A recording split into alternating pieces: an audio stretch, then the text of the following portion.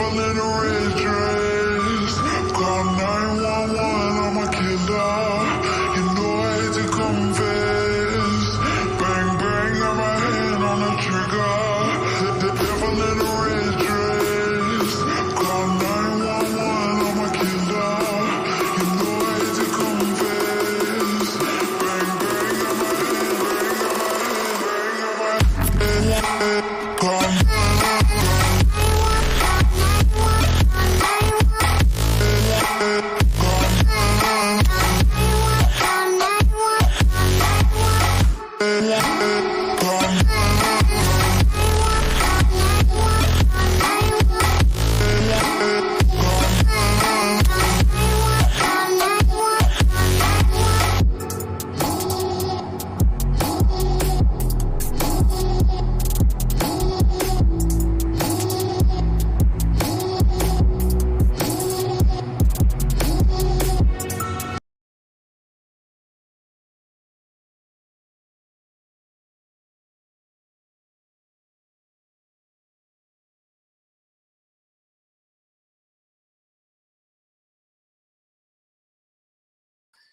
the meeting with Coach Pioli, the meeting with your teammates, and with What's all up, the people guys? that work. We're in the gonna training get center. into this right Yes, away. it's of course beautiful if the fans welcome me like this. It's yeah, very nice, makes me proud. The first days were very good. Had some good talking with my with the coach, Mr. Pioli, and my teammates also welcomed me very well. So I feel directly at home. Peppe Di Stefano, Sky. Ciao. Thank you to become a member, creating really. Milan's history is famous. I'm sure you know it. There have been lots of players from the Netherlands, Dutch players, great players, especially in midfield. Frank Rijkaard, Clarence Seedorf, Mark van Bommel, Nigel de Jong, the most recent. Do you feel, or how does this make you feel? Because Milan fans have got a really good relationship with Dutch players. They've all made history. What does this make you feel? Yes, of course. I saw when I was younger also clips of those kind of players. I still watch them sometimes. Are great players, and what they did also for this club is yeah, unbelievable. What you say, legendary players, and yeah. I don't want to compare myself with them, but I hope I will also do good things here at AC Milan and win prizes with this club. Abbiamo visto, la seconda domanda, abbiamo visto tanti filmati che ti riguardano, ti abbiamo visto protagonista nella Coppa Europea contro la squadra italiana this season or last season against an Italian club. What kind of player are you? Could you play in a 4-3-3 under Stefano Pioli or a 4-2-3-1? Please, can you tell us what kind of player you are? Mr. Pioli said you can also play in attacking midfield and score goals. Yes, I'm thinking now I'm a modern midfielder, a box-to-box player who likes to attack, but also can back in the defensive line, before the defensive line. But yeah, my qualities are more in the attacking side and create chances. He has a thick Dutch accent. Ciao, Tiziani qua. Si è letto un po' di questo tuo no al Barcellona, che probabilmente non è stato un no diretto, ma semplicemente... You apparently said no to Barcelona FC. Can you tell us if that's true or any more information about you refusing or turning down FC Barcelona? In the beginning, I had some good talkings with Geoffrey Moncada and Mr. Pioli, the style of play, what they expect from me as a midfielder, and yeah, that made for me the choice, yeah, more easy. Besides, yeah, this is a wonderful club to play for. Federico Sala, DAZN. Ciao Tiziani, hai affrontato la Lazio. You played Lazio recently, last season, and that gave you a taste of Italian football. What do you think, what's your expectations? What do you think you'll have to work hard on to improve that will be different from the Dutch league? What do you think the differences will be in things that you might find tougher? Yeah, of course. Yeah, Dutch football is, Omari. I think, much more free. Like the position game, it's more free. And I think here in the Italian league, in the Serie A, I can focus me more on the tactical sides and make myself a more complete player as well. You hear that? Biscogliosi Sport Italia. Ciao Tijani, benvenuto. Different kind of football. You spoke about your position. Ruben Loftus-Cheek has a similar position to you. He's another player who's recently joined Milan, central midfield and getting forward. What kind of project has Stefano Pioli spoken to you about for the midfield? And do you hope to be a major part of that midfield reshuffle? Thank you.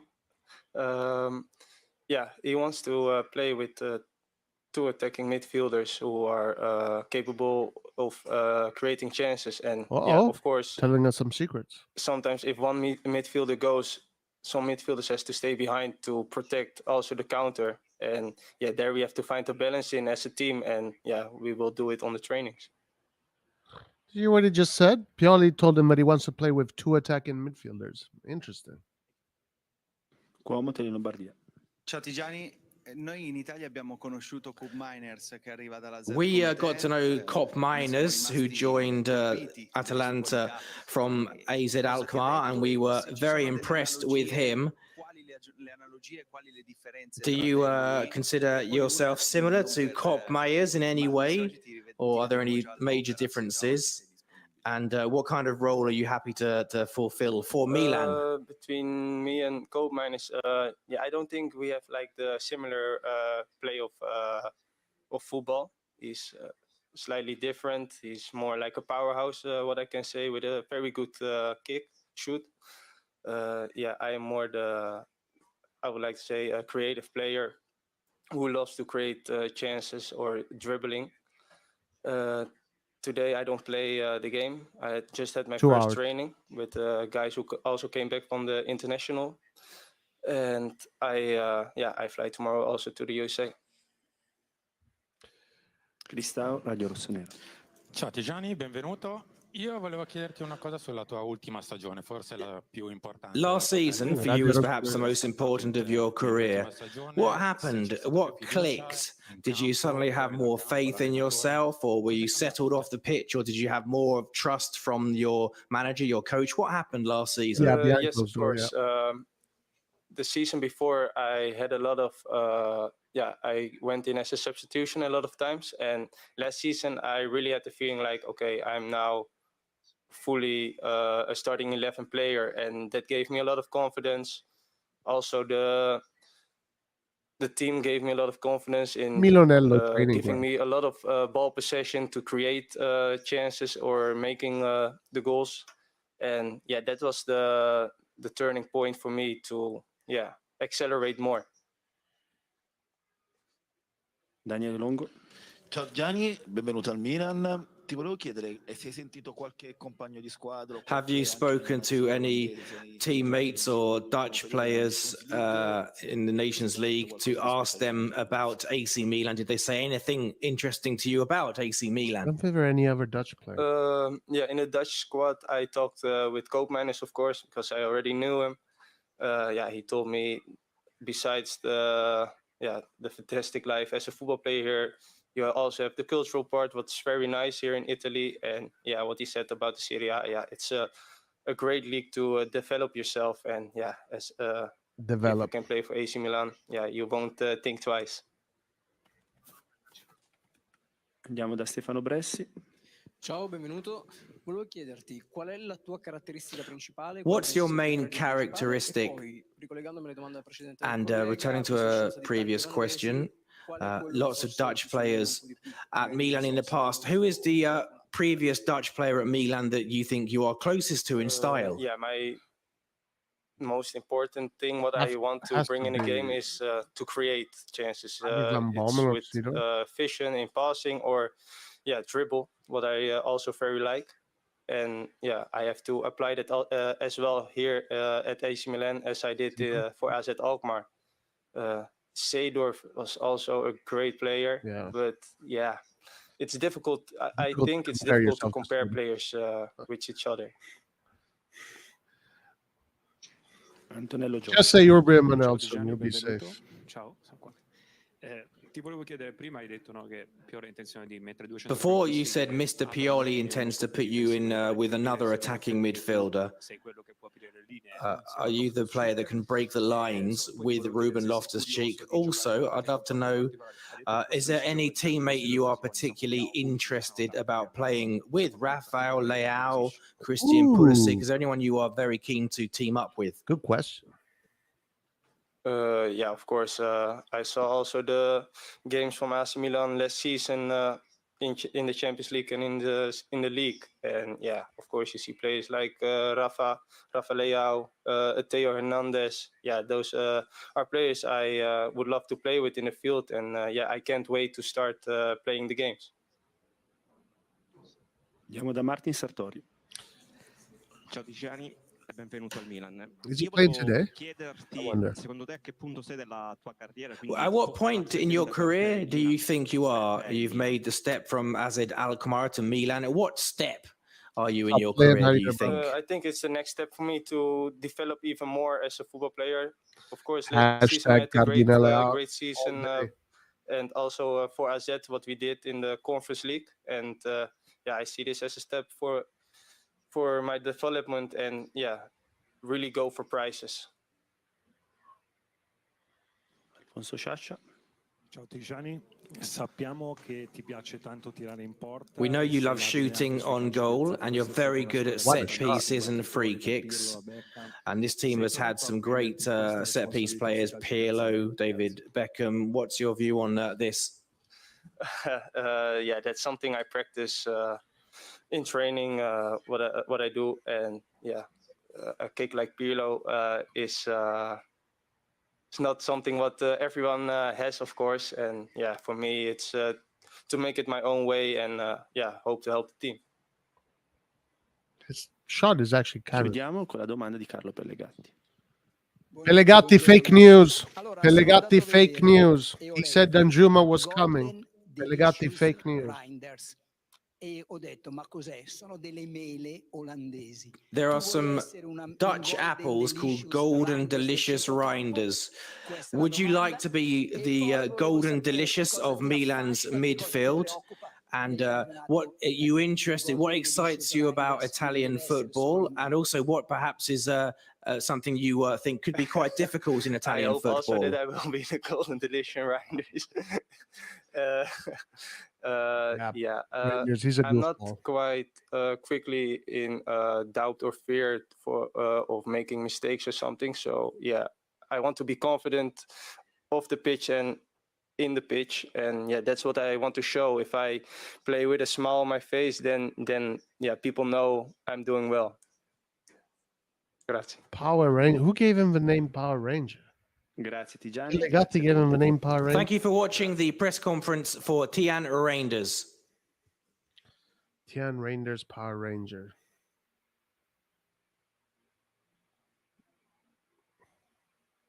Oh, his commentary is fun. It's fun to listen to when he commentates the games.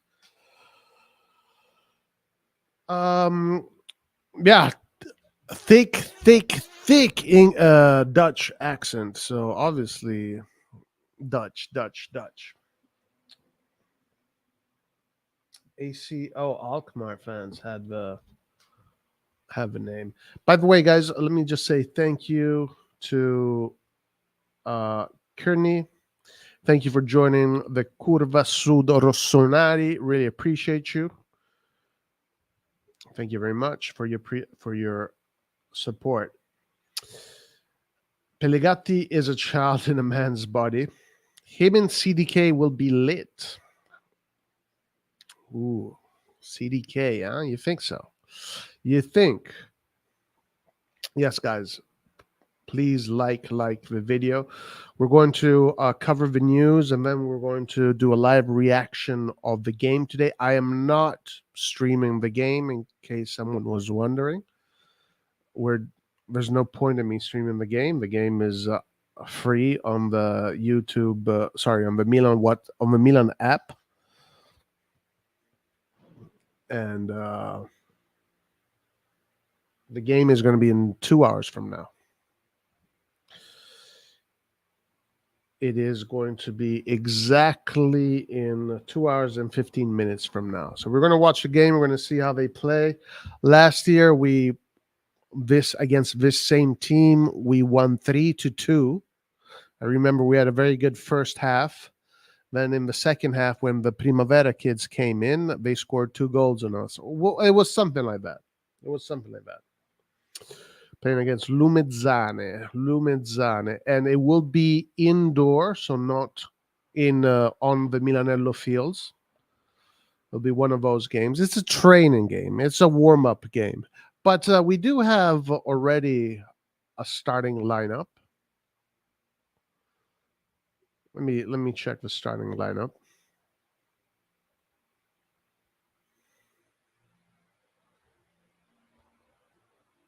Yeah, come to the chopper. Come to the chopper.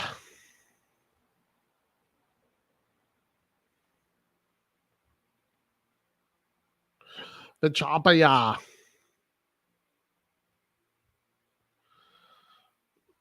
Let's see. It was here a second ago.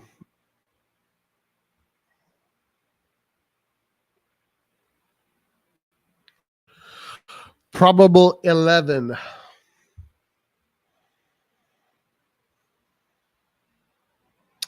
Yeah, as I asked, and I think someone else said, Tijani Reinders will not be playing today. The Pioli is expected to field the following starting 11. It is a 4-3-3. Sportiello in goal, which will be really nice to see how Sportiello plays. Calabria, Gabbia, Tomori, Florenzi. I mean, in theory, that's a pretty decent defense. The only problem that I see with this Sportiello, Calabria, Gabbia, and Florenzi is too many Italians, and that's a big no. That's a very big no. We don't like that in Milan. The midfield guys, we're going to have probably a combination that we're going to see a lot during the course of this season. I mean, essentially, this is going to be one of the midfields that we are going to be playing this season. Obviously, it's not always going to be the same 3 guys for every game, but Loftus-Cheek, Krunic, Pobega, these are all considered, important players. So it is going to be interesting to see how this midfield reacts and plays together. As you can see, according to this, the way it's written here, if this is the formation, Krunic in the middle, Loftus-Cheek on his favorite position, the left, and Pobega on the right. Up top, we're probably going to have Romero on the right, Colombo as the center forward, Pulisic on the left, I am assuming. If they are playing a 4-3-3 after all. Yeah, should be interesting to see Pulisic. I mean, we're playing against a Serie C team. There's one thing needs to be said. Sassuolo played against a Serie C team and they won 22-0. While last season we played a Serie C team, this same team, and we only won 3-2. I don't know how that works. So I'm expecting to see a lot of goals today. I mean, yeah, let's see a lot of goals. But players that I'm curious to see, obviously the new signings, Sportiello, Loftus, Romero, which guys, by the way, there are rumors and the word on the street is that Romero is leaving a good impression in training, and so far so good. They might opt to keep him rather than send him out on loan. One thing that I have seen, one thing that I love to do, I love to analyze training sessions and what they do and all that. Big difference this season from last season. Last season, the training sessions were, they were very sus last season because they just did not show. There wasn't much focus. There was a lot of obviously they were still celebrating the Scudetto. It was like family picnic trainings, and if you guys remember, if you were here last season, and when I was analyzing the different training sessions of all the teams, I was saying that I was concerned with how Milan was training last season, because that's not what training camps look like usually. But of course, they were still celebrating, celebratory mood. It's understandable. There's emotions that you just can't hide. Obviously, this season coming in, there's nothing to celebrate. Rather, they gotta be focused, because they have a big task ahead of them. And I am seeing very good focus in training. I am seeing good intensity. I'm seeing training sessions the way they're supposed to be. They're meant to be, with the right attitude. So that is a positive thing for sure. That is definitely a positive thing for sure. So last season, I was definitely concerned with how our summer training was going. This season so far, looks like they look like professionals. So that is definitely a good thing. What time is the game? The game is in 2 hours. Roy, are there any players from Primavera that may join the first team next season? Yes. Shaka Traore is one of the players that is training right now with the first season, and they might use him. We'll see. Another player that we're going to look at is Aletu, especially because we don't have any defensive midfielders. Another player is Cuenca. Now, I don't know how much playing time these guys are going to get, but you can expect one of these players to have a similar trajectory to what Daniel Maldini had. And Daniel Maldini usually was a third choice. And when someone was injured, he was the second choice. But you might have something similar to that. And then if one of these players do not right away take the bull by its horns, you can expect one of these three players to go on loan or be sold, and then eventually come back in a few years, similar to what they are doing with Colombo. I mean, that's usually the common practice. But if there is a player from the Primavera from last season that does shine and does show to have a certain level of quality and talent and ability to integrate into the team, I don't see why I would keep him. Like my thing has always been, why do we need to buy ticket planes and go on the other side of the planet to get players when we can just develop them in our backyard? Like, we don't. Maybe Shaka Traore is good enough to be Rebic's replacement. Maybe I don't know. We will find out. But I am all about developing players in home. But obviously, I don't believe in throwing players straight into the deep end. I believe that way of doing things, you lose more players than you gain players. I think there's a safe way to do it, and there's a proper way to do it, and the proper way to do it guarantees you to guarantees the proper growth of those players. CDK just arrived today, so CDK is probably not playing, but I think he just arrived in training either today or yesterday. So I doubt he is playing. Maybe he will, but I doubt it. Roy, Romero, and Adli. I heard that Ali is giving good impressions because, Ali is a professional, and he shows, and he's always trying really hard, and he puts in the effort. For some reason, guys, it just looks like Pioli doesn't think he's good enough for this Milan. Again, it's a mystery because every time we've seen him play in the friendlies, he's usually the best player on the pitch. So this thing about Pioli and Ali, I don't know, his tactical awareness, maybe it's his physicality, maybe it's his speed. Obviously, when it comes to the footballing skills, Ali is just as good as all the other guys. I mean, that was clear in the friendlies. But Ali is on the market. They're looking to sell him. He's been told that he's on the market. He is going to be going to Los Angeles, though. Let's see what happens with Ali, man. The Ali thing is one of the most interesting situations I've ever seen. I don't know what's going on there. He needs some confidence. Who do you think we will get for the right wing position? Well, Chukwueze is back in fashion. Let's see what happens with Chukwueze. I think that the Taremi thing is not happening anymore.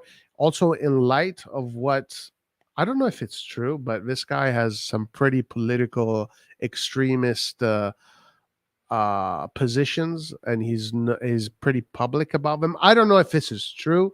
I don't know if they're looking at this stuff, but difficult that an American-owned company is going to go and buy a player with these political extremist views. Corporate America loves themselves political correctness, and I don't know. I think I don't know what's going on with Taremi, guys. So therefore, the Chukwueze deal might come back into play, as the reports are suggesting right now. But I would put the brakes on that, because I really do not believe that Villarreal is just going to gift us Chukwueze. It's just that to me just does not make any sense. Roy, did you see that Origi, Rebic, and Balotelli are not going to USA? Yes, I did see that, and that is because all three of those players are on the market. Balotelli is on the verge of being sold, by the way, but Origi and Rebic are both clearly on the market, and obviously you do not want to take these players. Guys, do not. So there's a narrative that is going on that these players are not going to on tour with the team because they've been put aside, because they've been told that they need to be sold. Guys, that is a bullshit narrative, all right? That is an absolute bullshit narrative. The reason why these players are not going to it is because they need to be sold, but because they can't get injured. Because if these guys get injured, then you cannot sell them. You cannot risk them. Then they're going to be then you're really stuck with them. Okay, so this narrative that Milan is playing hardball and they're going to say, no, you guys are out of a team and you're not coming with us. It's not because of that. It's because they can't risk getting these guys injured. Yeah, there is the intention to sell them. And if one of these guys gets injured, it's over. You got to keep him for the rest of the year. So don't buy this narrative that is going on around that Milan is playing hardball and they're putting them out on the street. It's more professional than that. It's obviously, if you want to sell a player, you want to make sure that player does not get injured. So there's no point in bringing them to Los Angeles and America if the intention is to sell them, and then plus you want to risk them getting injured. But probably I doubt they're going to play today. I doubt you're going to see them today. Maybe they are, but yeah, the players on the market don't play for that reason there, because you don't want to get them injured. Matteo Moretto, Samuel Chukwueze is AC Milan's number one target. We've heard this one a million times. Milan wants to use the non-EU spot available for him and will try again soon. That's correct. Roy, did you hear about the swap with Colombo for Beto? Terrible swap. Disgusting. If we're going for Beto instead of Taremi and we're swapping Colombo for Beto, I don't know what to say. That is a D- operation. That is a D- operation. That is probably one of the worst operations of the last 40 years, 50 years. What this Beto thing here is such a bad operation. My Lord, guys. I'm reading the Beto thing. It's so bad. It's like, what? What a terrible operation. Is Luca Romero much better than Shaka Traore? Well, Luca Romero already... Okay, so Luca Romero is the youngest player to have ever debuted in Spain. So he has this accolade already. He did pretty well in the U20. Well, I mean, he did fairly okay in the U20 World Cup. He's already been called up for the national team. He's played in Serie A with Lazio last year. Lazio was a team that, finished third, I believe, or second or third, so top four team. He wasn't a starter, but he played 13 games. Shaka Traore has not had that experience. He's played with Parma, but Parma was not fighting for top four. So maybe if you look at the resume, you can argue that Romero is more advanced than Shaka Traore.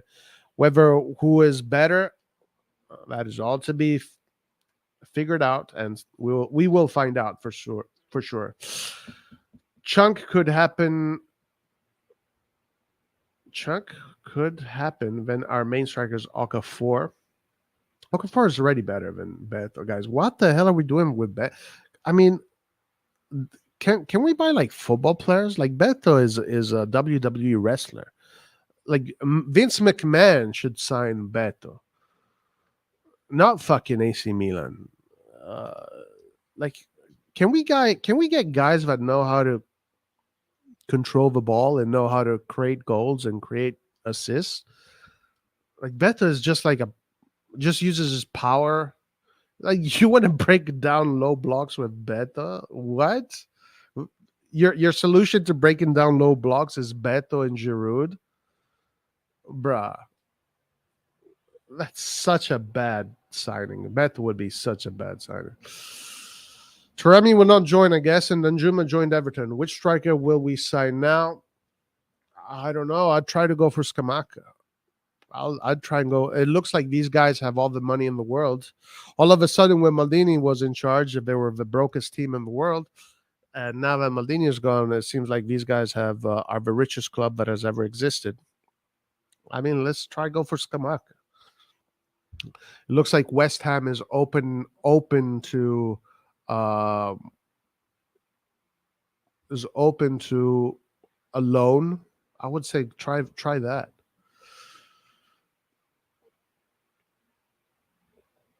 Balo not being sold. Report saying loan deal option to buy. Okay, it's this more or less the same thing. It's just like if these guys get injured, you can't even do that. You know. Seems better. My God, this is so bad. Lord have mercy. And he's valued at 30 because he's bruh. Guys. Beto is an incredible athlete, no doubt about that. Genetically, he won the lottery, no doubt about that. But guys, I'm a better footballer than Beto. Like, I'm literally a better footballer than Beto. I'm sure I am a better footballer than Beto. Like, the guy is just genetically gifted. That's his claim to fame. He's just like an incredible athlete with height, strength, power, and all of those things. But last I checked, this is a football team. We're playing football. Yeah, it was like football is played with your feet. You don't need to be like a freak of nature to play football. As long as you have incredible feet, you're good. But no, I don't like Beto because I don't think he's a. I mean, guys, I promise you, I'm a better footballer than Beto. I promise you. But obviously, he is a one of a kind athlete. Like, genetically, he's super gifted, super powerful, super strong. He's got good speed. But I mean, he doesn't have feet, guys. He has two bricks. And they're both left-footed. And they're both pointing the wrong direction. Diaz better. Yeah, 100%. That's not even a question. Not even a question. Wait, you prefer Colombo? Absolutely, I prefer Colombo over Beto. Are you kidding me? Are you kidding me? It's a no-brainer. That's a no-brainer. Colombo is a way better footballer than Beto. The difference is Beto's already has his experiences and he has his power. So who cares that a guy has power? Is that important in football? The greatest footballers of all time, are they fucking... Do they look like the Hulk? No. They're all fucking little tiny guys that were great footballers. Not necessarily great athletes, great footballers. Cuenca better than Romero. I haven't seen anything special with Romero. Maybe he will grow. I don't know. Romero has a better resume than all of these guys. Scamacca is impossible. It looks difficult. Yeah. Beto is a good striker, but I think Milan should go for Mose Kean from Juventus. I'm not a big fan of Kean, but definitely better than Beto. Way better than Beto.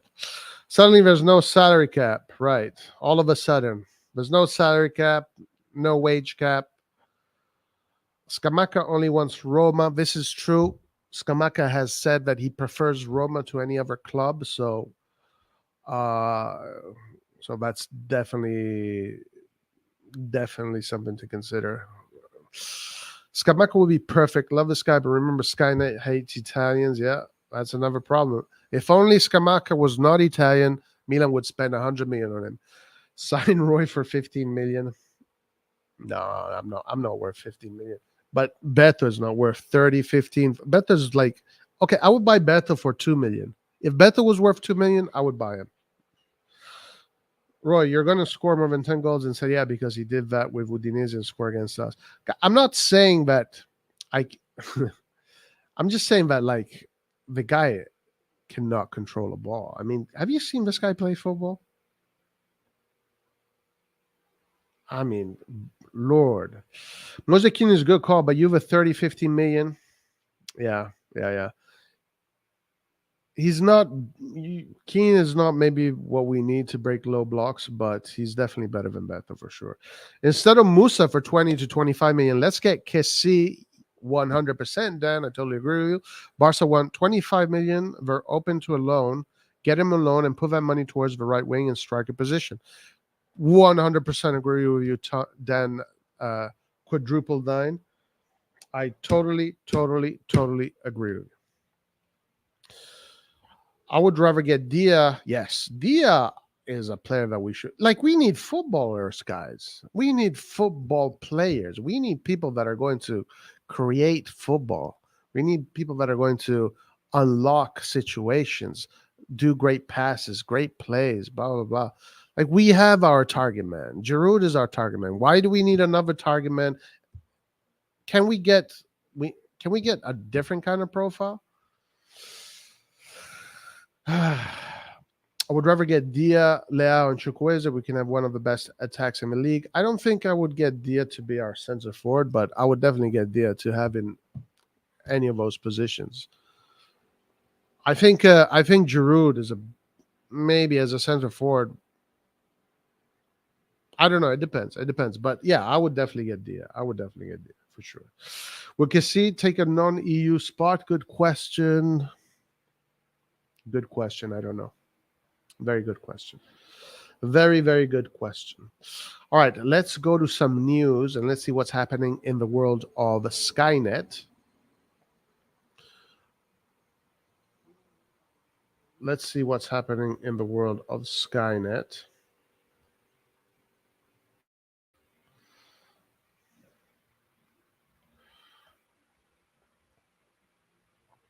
Let's start with this one here.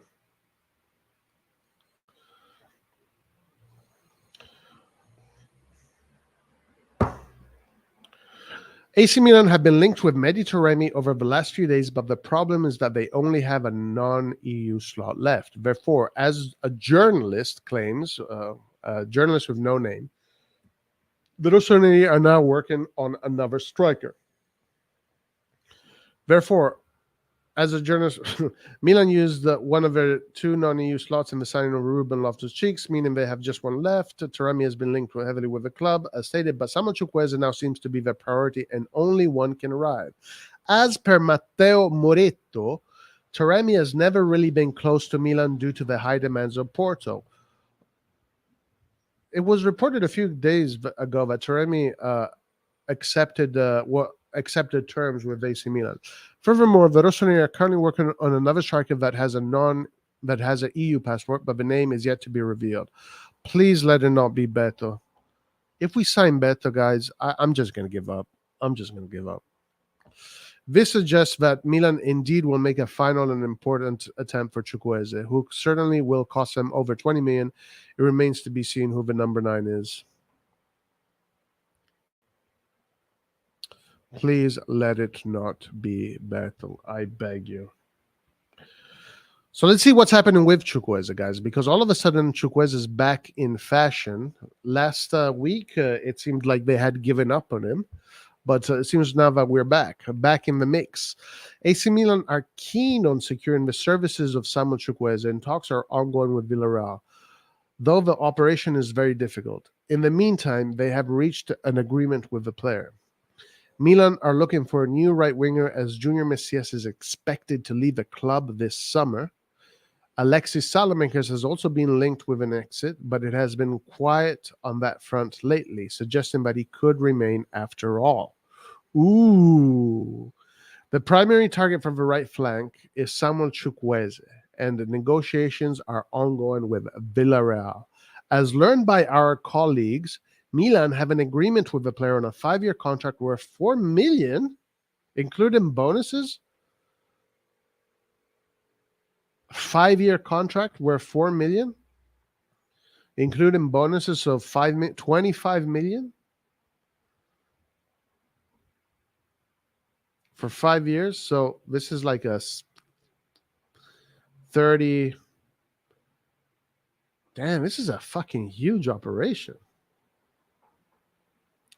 Gross, this operation is close to 100 million gross.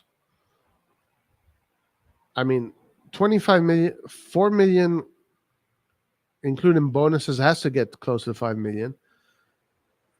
Oh, yeah, right. Decreto crescita, right? Foreign player, decreto crescita. So yeah, the tax breaks. I forgot about that. So this operation is going to be close to 70 million. 70 million. Damn. Gross. That's gross. Villarreal have asked for over 30 million in the negotiations, but Milan could make an attempt at 20 to 25. The go-ahead of the player could help the Rossoneri in lowering the Spanish side's demands. Should the deal materialize, then Chukwueze would take the last non-EU spot in the squad. This means Milan would not be able to get Mehdi Taremi.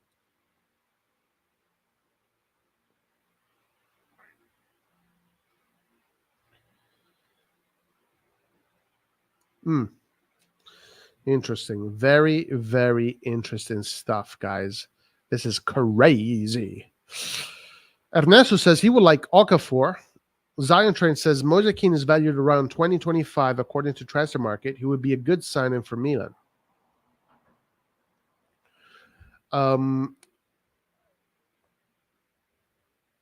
He is I think he's still an Everton player or not, or did Juventus actually eventually buy him, or does he still belong to Everton, or is he a Juve player? Amine Gouiri, good striker, U21 striker. Looking him up. Yeah, I know him. I know who he is. He's good. We've seen him. We've been checking him out for a few years now. Young, upcoming French striker. This is what yeah, probably.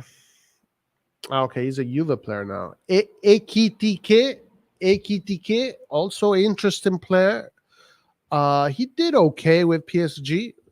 Obviously, PSG is looking for other things. Interesting player. We have been linked with him. This is definitely a development player, though, not a ready player. To keep that in mind. Very interesting. Yeah, so Moise Kean is a Juve player. Okay. Moise Kean is a Juve player. All right.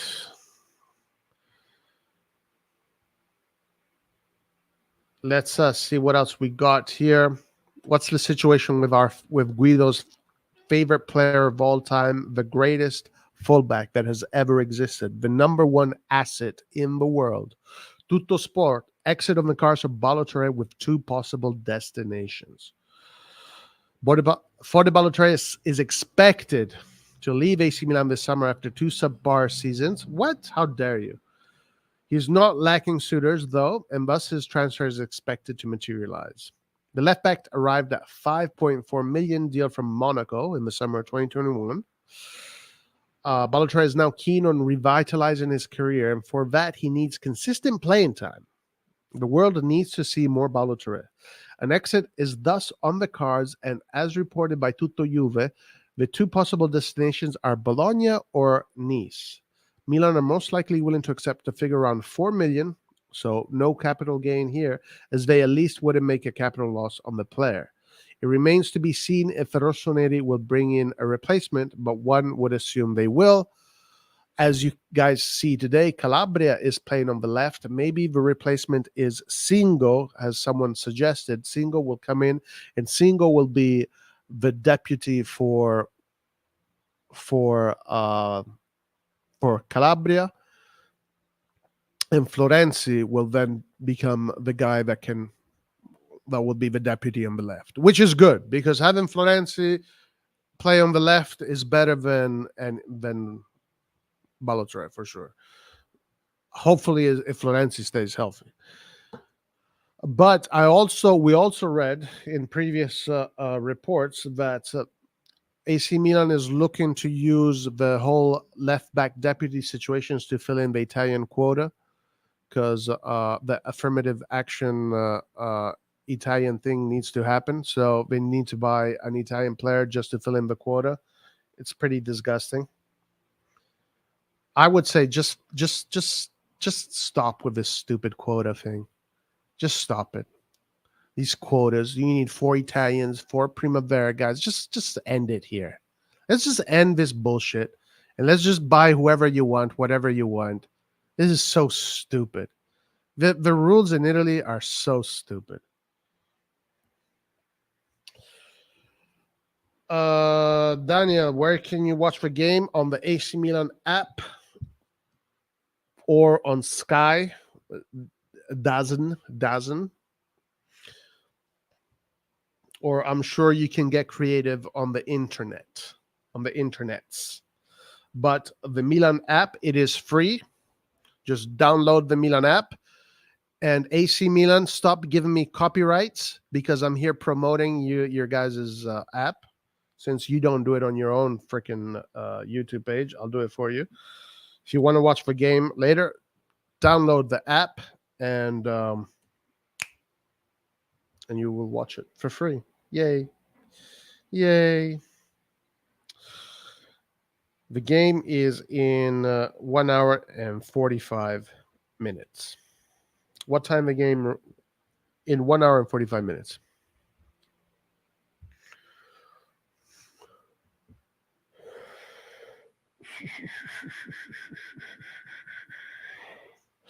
My first choice for the season would have been Morata. He has speed and link and play. 30 years old, is perfect for a striker.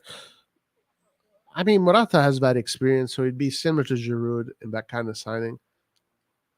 I don't know. I really fell in love with Mehdi Taremi. It's hard for me to look at anybody else right now. Morata's inconsistent. Keane is only good if you're trying to win the Trip League. What? Literally Morata all over again. It would have to be one between Ali Wahi, Hugo Kuipers, Hugo Ekitike, Taos Balodia, Noakofor, Alexander Sorloff, Lakaka, Beto, Morata, Martin Terrier, Scamacca, or Icardi. All right, my top picks are obviously Scamacca because of his style of play. Now, I don't know, Balodia, Okafor, Lakaka would be amazing to have Lakaka in the team. Oh, Lord, I would fucking... guys, if, you know what? If Lakaka joins the team, I will buy the shirt. I will buy the first shirt with his name, and I'll buy the second shirt with his name. I promise you guys, I will do that. I promise you. If Lukaku joins AC Milan, I will buy his shirt with his name, and I'll wear it on the lives, and you guys will see it.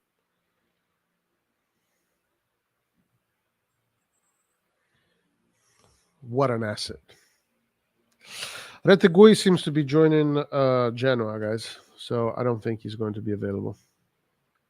Retegui.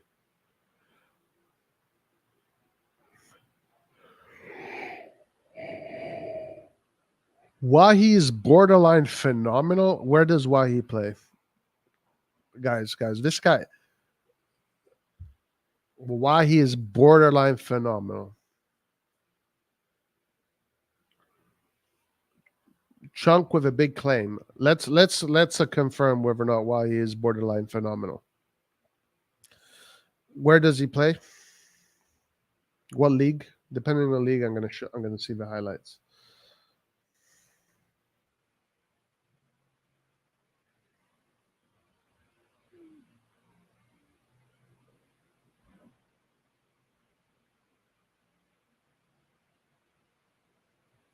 League 1. Okay. Let's check it out. So, guys, you just searched. He just said that why he is borderline phenomenal.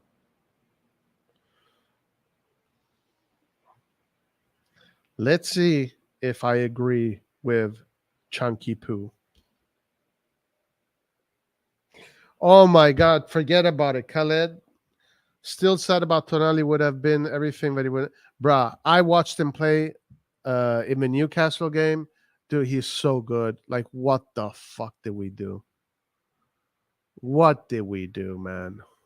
He looks so good in that midfield. The EPL is going to be easy for Tonali, guys. EPL is going to be easy. Open as fuck. Easy football. You don't need to think. He knows how to play with intensity. It's his game, so he's going to adapt right away. What did we do, guys? What did we do?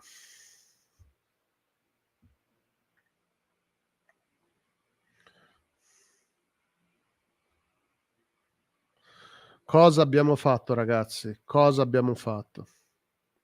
Che errorazzo. Che errorasso.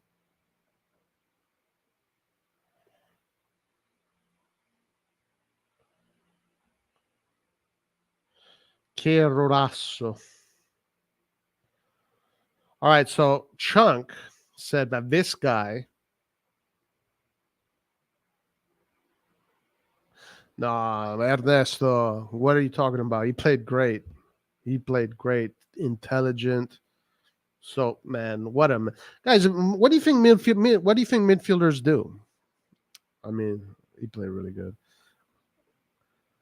All right, let's check him out, guys. So Chunk says this guy is phenomenal, borderline phenomenal.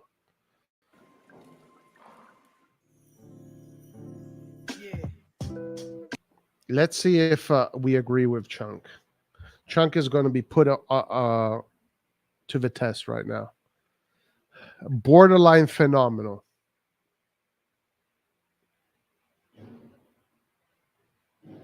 Yeah, Khaled, I totally agree with you. Desna, what's up?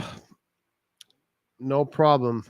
We're just going to cover the news and then react to the game as soon as it starts.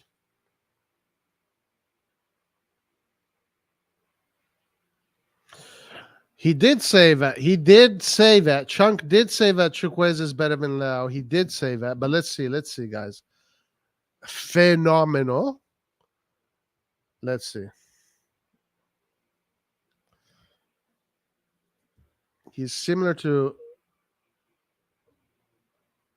and João Pedro. Okay, good numbers. 33 games, 19 goals, 6 assists. So if my advanced calculus mathematics are correct, that is 25 goal contribution in 33 games. That's very good.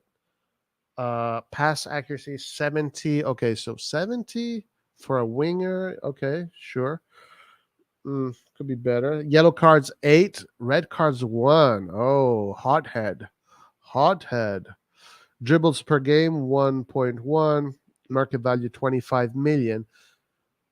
Well, 25. If his market value is 25 million, that means that they're going to sell him for 40 million usually. All right, let's see, guys. Chunk is being put to the test here.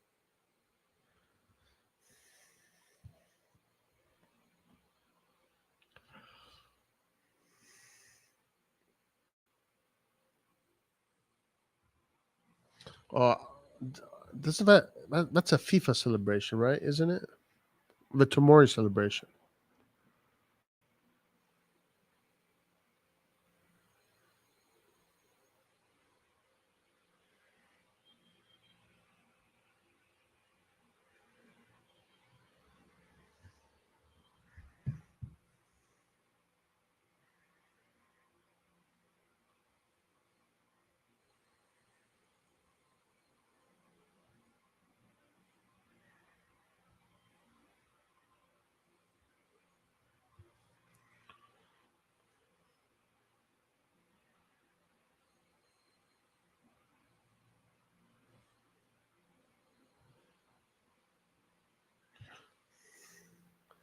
Bro, how is this guy phenomenal, my man?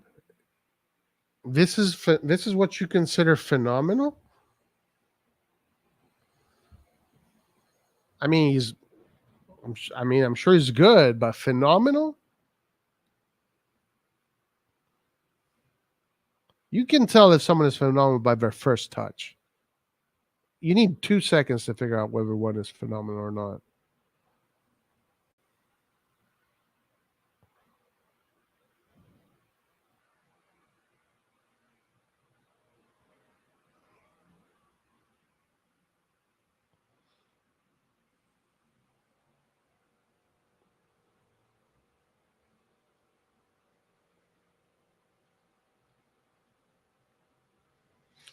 Yeah, I'm not. He's a good striker. He seems to have good qualities. He's got a nice through ball.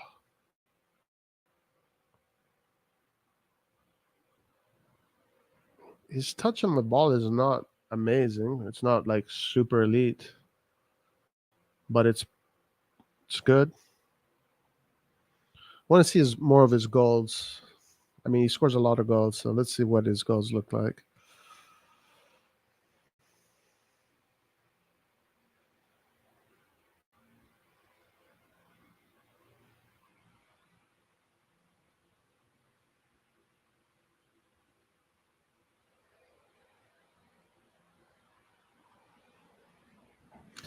No, I can see if a phenomenal player is a phenomenal player by how he touches the ball anywhere on the pitch, not in the midfield, anywhere. It's football, guys. It's football. So you're saying he's a phenomenal finisher. You see, that's different.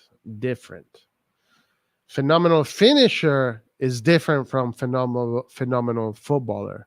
You have to specify.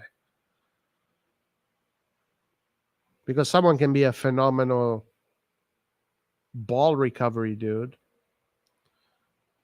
or whatever, or phenomenal this or that. You're saying phenomenal finisher.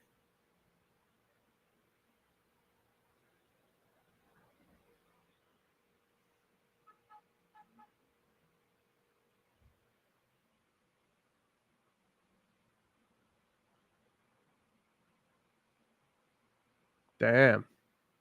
Let's go.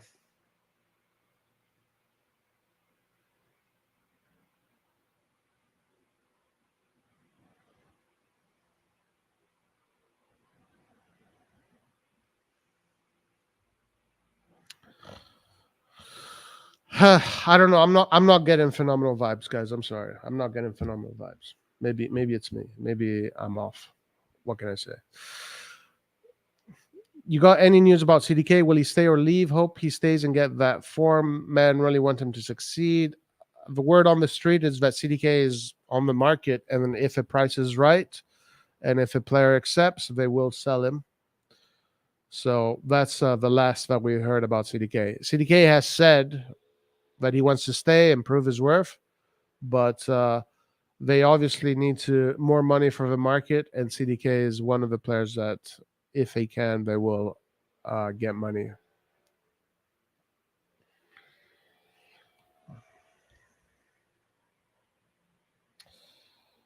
Phenomenal finisher is a phenomenal by his first touch in the midfield. He's got high potential. You can see that. At 20 years old, absolutely. No doubt about that. No doubt about that. At 20, that's very good. Very good for 20.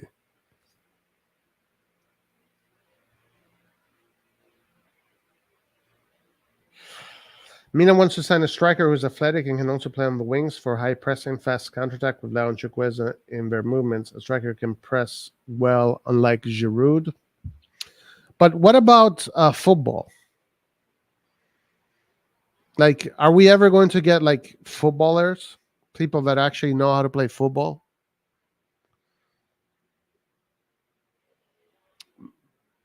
Look at his finishing.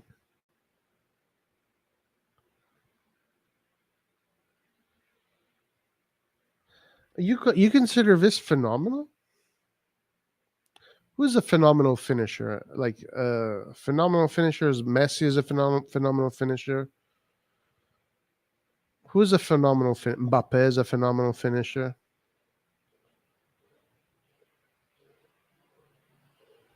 Who are the phenomenal finishers of the world? I don't even consider Haaland a phenomenal finisher.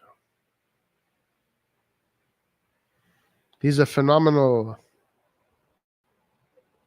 tapping artist, but he's always in the right spot. I guess he's a phenomenal finisher. Harry Kane.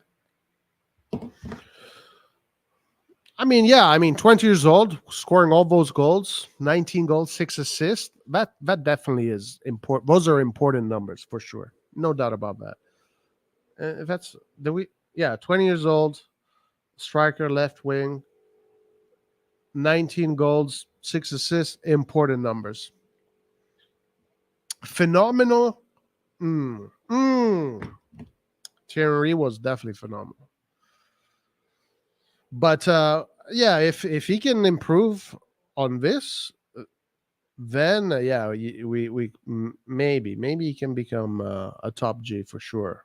20 years old, 19 goals, 6 assists. That's really good actually. That's very good. But phenomenal, guys, is that elite. Chunky's saying borderline phenomenal though. Lewandowski, Benzema, Kaká, Zlatan. Oh my lord, that's the kind of striker that I would love to see Milan get again. And if Milan can get a striker like with the qualities of Ibrahimovic, then Leao and Chukwueze are going to play even better. They're going to play even better. Like if you get just if you get a player that is just going to rely on his athleticism up top, it's easy to read. Like it's easy for defenders to read people that play like that.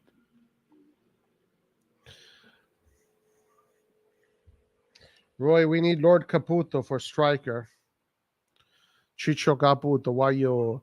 No, I know Italians, guys. Italians are not allowed in AC Milan. We are banning all Italians from AC Milan, guys. We are banning all Italians from AC Milan. No Italians, please. Speaking of a player that is not going to amount to absolutely anything, and I can't wait till we get rid of this guy because he's Italian, Mattia Liberali, who recently just signed a new contract. A lot people are saying very good things about him. Definitely a very good technical player. I definitely see him thrive at a club like Inter, Juve, Roma, Napoli, so I definitely see him a player good for those teams. Not good enough to be at Milan, of course. But Mattia Liberali signed his first professional contract with AC Milan yesterday, and it's a deal that the player, as well as the RossonARI, is very happy about. Indeed, the winger has a bright future at Juventus, Inter, Napoli, or Roma ahead of him. The 16-year-old, who has played mainly for the U16s and U17s, signed a 4-year contract with Milan yesterday, given how the youngster has performed. The RossonARI are thrilled with the matter. I think Liberali was part of the U16 team that won the Italy national team that won the developmental program. Guys, by the way, Italy, the national team this year, very good. I mean, the categories. U16 won the gold, U19 won gold, U20 won silver, U21, that was a failure because with that roster, they should have done better. And then the senior teams, they got a bronze medal. But it's still a bronze. It's still a podium. So out of... and the U17 got eliminated in the group stages. So out of 1, 2, 3, 4, 5, 6... 4 podiums and 2 eliminations. No, 2 golds, 1 silver, 1 bronze. So 4 good podiums and 2 eliminations in the group stages. U17 got eliminated in the group stages. Germany won that tournament. And U21 got eliminated in the group stages. England won that tournament. So very good year for the Italian national team. Very good year. Kind of good for the future of the Italian national team. All players that are shit, that are never going to be amount to anything, of course, but will never be good enough to play for Milan. But if you care about the Italian national team, pretty good year, good for the future.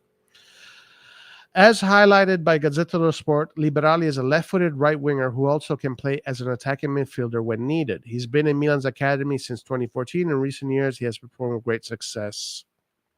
Liberali comes in technical ability, blah, blah, blah. Basically, where I want to get to is this. In short, Liberali has already impressed many with his performances, including Milan legend Billy Costa Curta, who, in a recent interview, he proceeded to engage in blaspheme. Any guy who stuck me, Mattia Liberali, class of 2007, at Milan. He is young, but he's similar to Foden. What? Are you? Billy Costa Curta is smoking some of the craziest ganja that has ever been created. He is comparing Mattia Liberali to one of England's best players. Are you crazy? Bruh. Foden is English, Costa Curta. He's English. What the fuck are you talking about? Costa Curta, guys, is an alcoholic, drug addict. Forget what he says. Liberali will play with the Primavera. Oh, wow. He's been... no way. Okay, very good. Led by Ignazio Batti next season, and will be very interesting to see him in action. Okay, cool. So he will be with the Primavera, and also Camarda, another player that I can't wait to see him score many goals for Juventus, Roma, or Inter. Obviously, he's going to be sold real fast. Camarda also in the Primavera. Very curious to see how they perform, because these guys are young, very young. They're going to be playing with much older kids. Camarda 15, Liberali 16. The Primavera goes up to 19. Yeah, some of those guys are going to be 4 years older than freaking Camarda, 3 years older than Liberali. And we know that when you're a teenager, even 1 year is such a huge difference. 2 years, huge. 3, 4. At that age, even like 6 months is a big difference. I'm very curious to see how they perform. Anyway, it doesn't matter because they're Italians, so who gives a shit?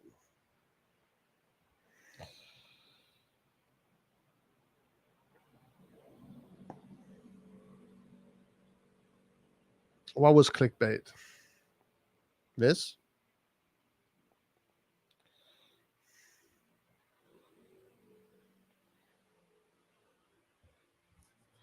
Scamacca, yeah, probably going to Roma.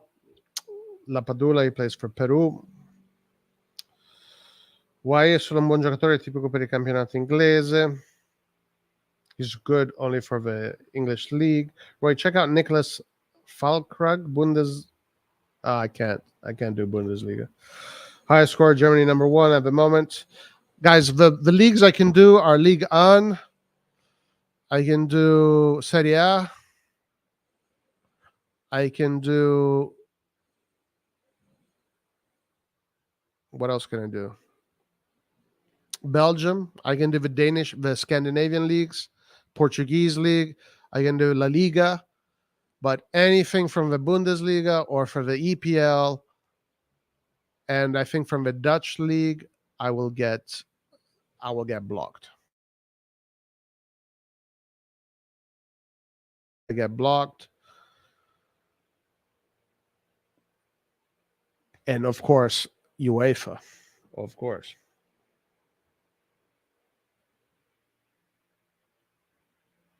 Ciao, Herbert. How you doing, my man? Well, it's a shame most of these young Italians won't be coming to Milan under this ownership. Yeah, it is. It's a very big shame. Not sure if Pioli can coach young players. Well, Pioli can develop young players, but you can't. If you want him to develop young players in the space of 1 year, no, he can't do that. Not many coaches can do that. But if you want him to develop young players in the course of 2 or 3 years, I think Pioli has done amazing. He's done absolutely amazing in developing players in the normal amount of time. But if you want him to develop him in 1 year, I don't think he can do that. I think there are very few coaches in the world that have the ability to do that.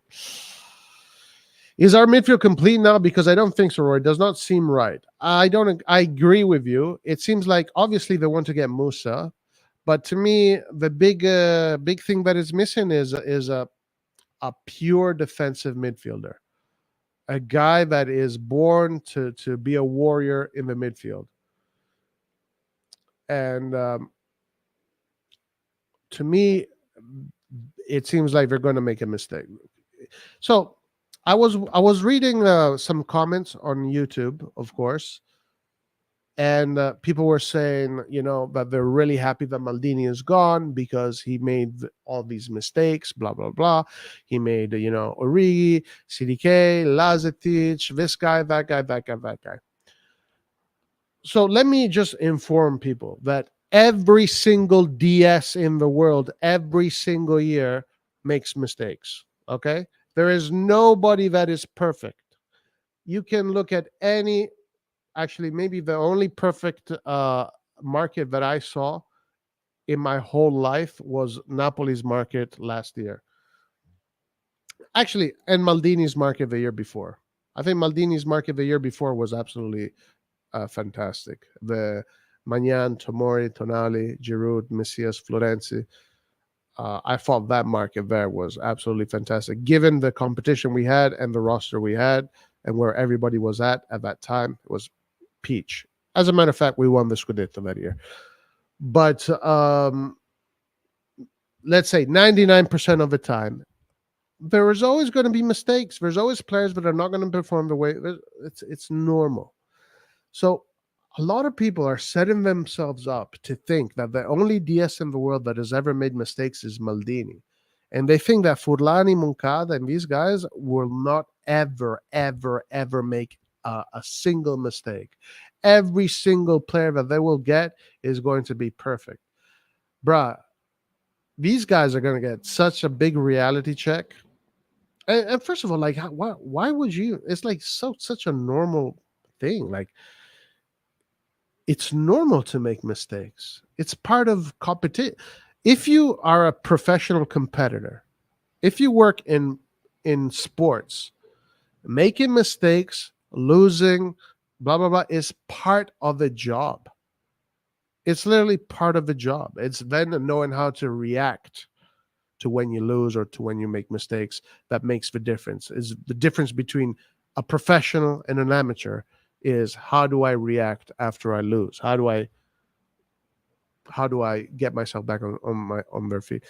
So yeah, for sure, one thing I'm seeing that they're making a mistake right now is they're not getting a pure defensive midfielder. For me, this looks very worrying because I don't know, maybe Musa turns out to be Gattuso.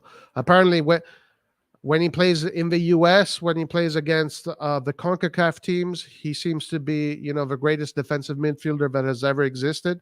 But in Europe, in Spain, even if Chunk said he plays a slightly different position, his defensive midfield stats are abysmal. Reijnders has no defensive midfield stats. Loftus-Cheek has no defensive midfield stats. The only guy with good defensive midfield stats is a guy that we're going to see in January. So if you ask me, this is one of the mistakes they're making right now, is they're not getting a pure defensive midfielder. Guys, if you think that these guys are going to get everything right every year, you're deluding yourself. They're going to make mistakes. Everybody makes mistakes. Marotta makes mistakes. Whoever runs Real Madrid makes mistakes. I mean, look at the Eden Hazard. That was a big mistake, right? And there are mistakes every year they make. So what are the mistakes? If we want to believe that the only person that makes mistake is Maldini, which is not true, let's think, what are the mistakes that Moncada and Furlani are probably going to make? This one here is like, where's the defensive midfielder? Who is going to recover the balls in the midfield?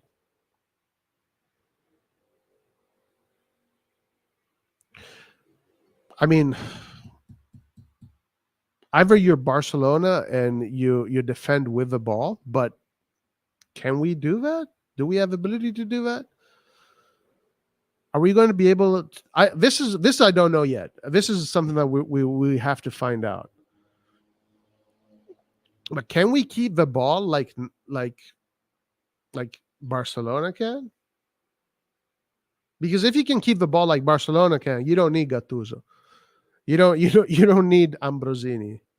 You don't need any of these players because you have 70 to 80% of the ball is on your feet. I have questions.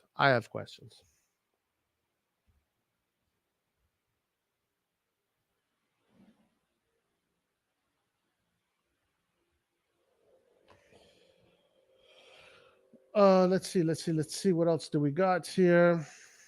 Italian players can play for Milan. They just have to fit the algorithm and good enough. The algorithm doesn't like Italians. If you include Ali and Pobega, our midfield looks complete. Ma se siamo tra le squadre in Italia che fanno meno cross, anche partendo Ciuquez, le cose non cambierebbero perché non è un crossatore. Secondo me abbiamo bisogno di qualità, punto. E Beto non è qualità, ragazzi. Beto sicuramente non è qualità. Cross dai due lati servono forti testa. Non siamo in Barcellona per fare tiki-taka. Non slegato Staremi sarebbe stata la mia prima scelta anche per me.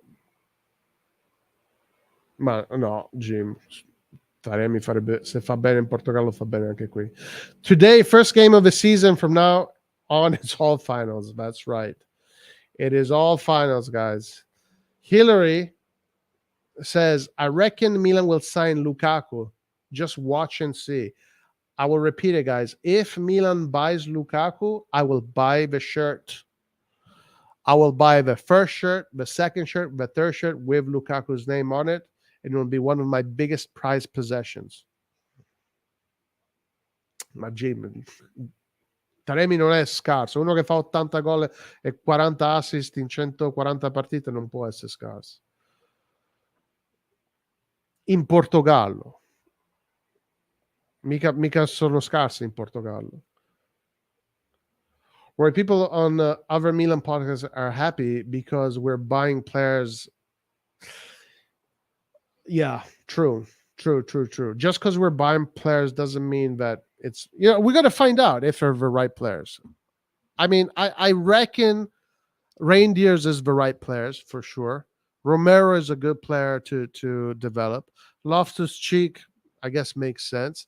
The one that do we really need? I mean, hey guys, I'm gonna say this in low voice. Is Pulisic really a good player, guys? Is Pulisic really a good player, guys? Or did we just get him because he brings in attention? Hi, guys. Did we really need to get Pulisic?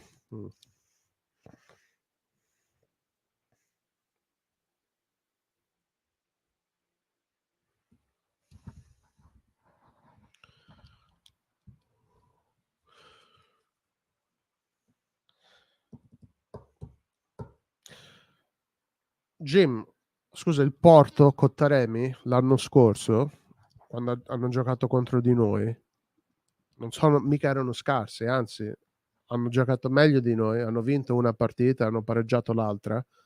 Quelli a soffrire eravamo noi, non loro. Poi contro l'Inter, il Porto gli ha dato filo da torcere all'Inter, anche se l'Inter ha vinto alla fine. Ma non è che sono scarsi i portoghesi tutti di un tratto.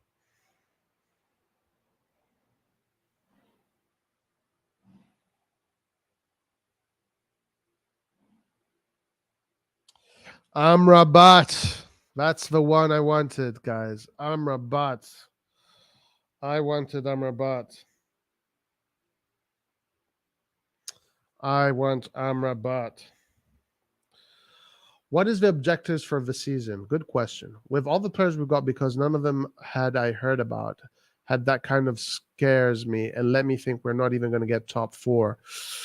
That's a very good question. What are the objectives of this season? Scaroni said Champions League top 4. Pioli said to reach as high as possible.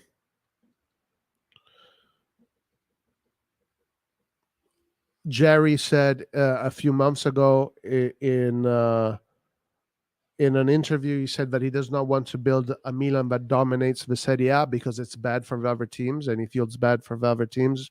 No, okay, in all seriousness, guys, what I'm saying here is not even bullshit. Like I swear to you. I know some of you guys already saw this and you know this, but just maybe if there are new guys here that don't know this, Jerry literally said that he has no intention of building a team that dominates the Serie A because it's bad for the ecosystem. Right? It's bad for the league, the business of the league, to be a one-team league. It's bad, and it's true. It is true, but it's also kind of like weird to hear your owner say that.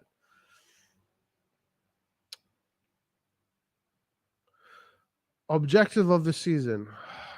If I think it'll depend on these things.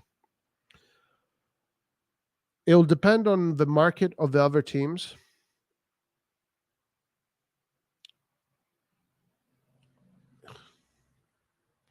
And it'll depend on how long it'll take for us to adapt to the new system and new players, etc., etc. But I think it's going to be a super tight race, like always. And I don't think that this time you're going to have a team that is going to do what Napoli did, like they did last year. I don't think Napoli is going to be the same as last year. Napoli last year was a perfect machine, absolutely perfect machine. Right now, I'm not seeing that with Napoli because of the current situation. New coach, they lost their best defender, but the new coach, different style. He'll be making different decisions, different trainings. So something is going to change. I don't think Napoli is going to be able to do what they did last year. Yeah. Let's see in August. We'll see in August. We'll get back to this question in August. Three-way call with Pioli, Kalulu, and Ibra. Three-way call with Pioli, Lukaku, Lukaku, and Ibra. What is the realistic objective of the players we got until now? Until now, this is my opinion. This is just my opinion. Until now, Europa League. But of course, if we add the right winger, the striker, and whatnot, blah blah blah, and a defensive midfielder, then we can say more. But yeah, it's just my opinion, guys.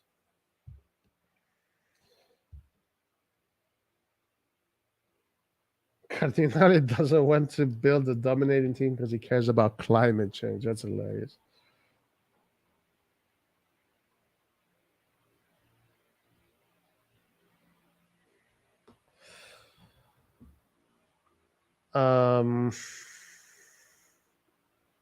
The Italian Sevilla, yep. Oh shit, what is this?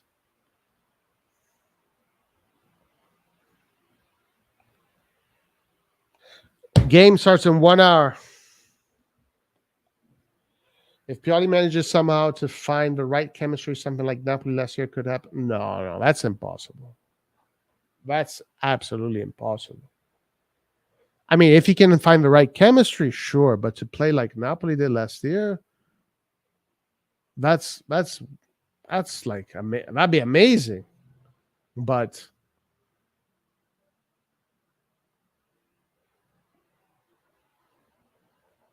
I don't know, man. If that happens, that'd be incredible. Ma se è forte Taremi lo prendeva la Juve o l'Inter e non il Milan. Vedi cosa hanno preso Weah e Thuram. Ci sono già. No, ma Thuram era gratis. E Weah è un non è un attaccante. Cioè gratis tanto per dire. Thuram non era gratis. Però era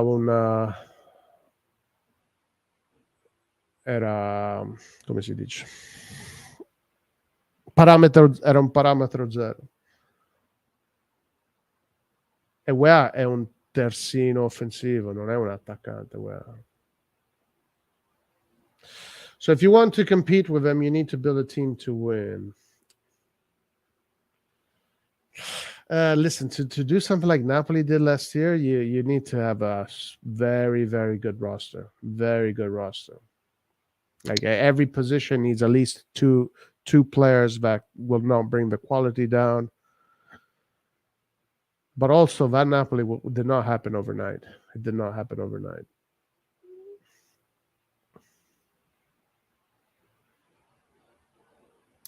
And also, that Napoli has two players that easily go into the 20-plus goal contribution. Vice Verasquilli and Osimhen. We only have one player. We need to get at least another player to break for 20 goal contributions. If we can get two players that can break 20 goal contributions, that's already a plus.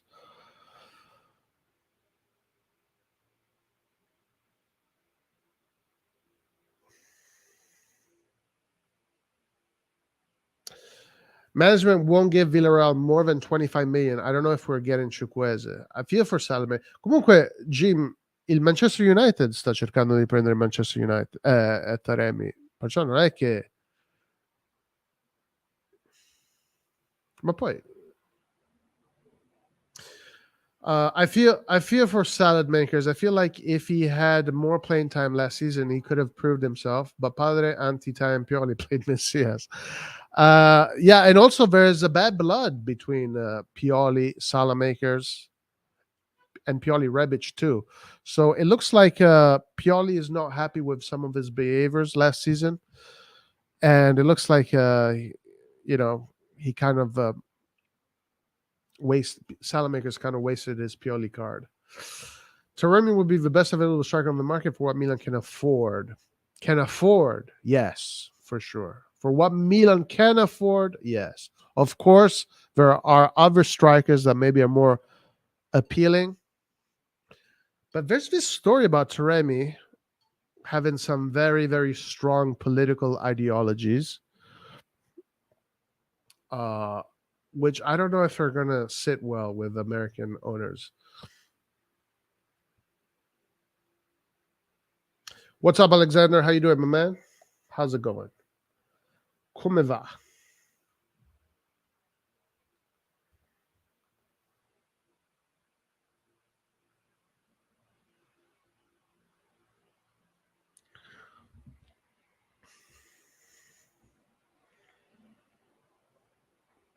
Work, work, work. I hear you, brother. I hear you. We're going to do our best to keep you entertained as you work. Let's go to some news, then let's go to Twitter, and then let's see what happens in this game.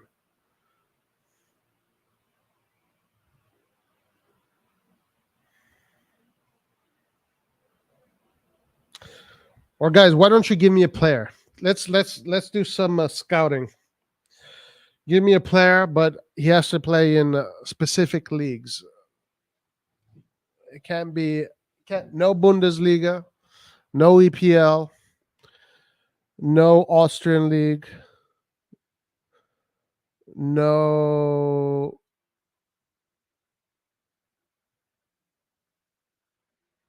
I think everything else is good. Baturina. Chaka is better than Pulisic.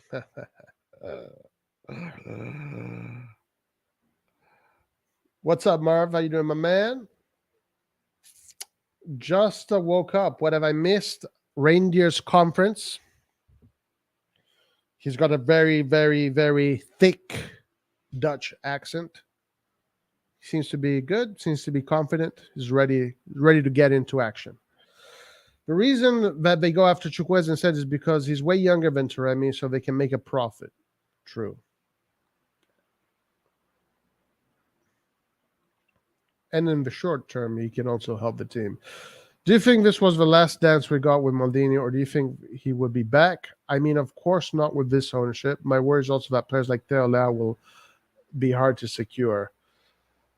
I think maybe with the next ownership, there's a chance of Maldini coming back. It depends on who the owner is. If the next owner, if his intention is to be the best team in Europe and the best team in Italy, and he doesn't care about profits like normal owners, then yes, maybe Maldini will be back.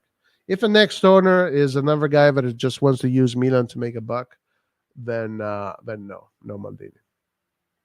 Maldini just Maldini needs to work for an owner that wants to win, that wants to build a team that wants to win, not an asset for corporate America. And as far as Theo Hernandez, guys, I knock on wood that we can keep him next season, but if we don't renew his contract next season, he's out. I think he's out.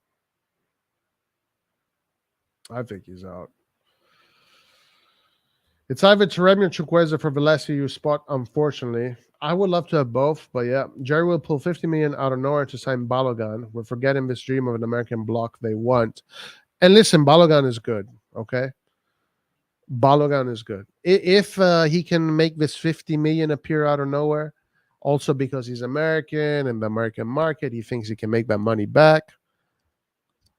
Like, Balogun is a good player. He is a good player.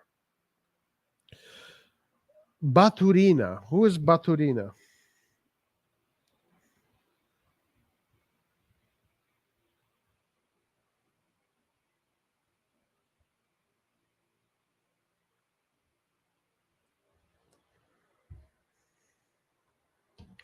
Okay, this guy plays in the...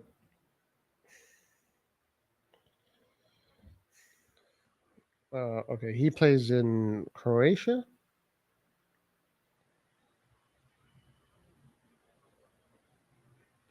Does Croatia block the videos? I don't know. I don't think I've ever tried Croatia.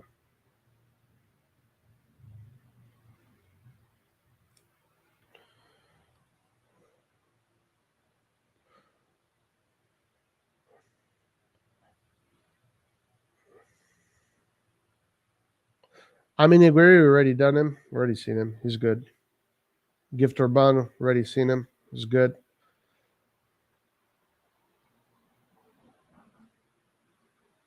Teddy Tuema, don't know him. Guys, also let me know where they play so I know.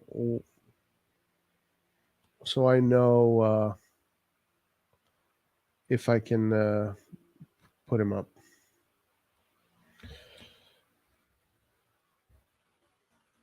All right, let's start with this guy here.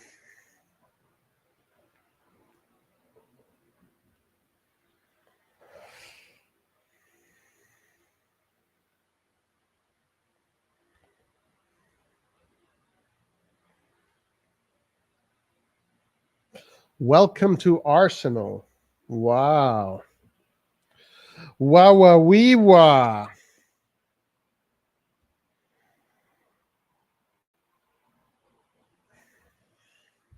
We're not going to look at the whole highlights, guys, of every player. Just going to look a few minutes.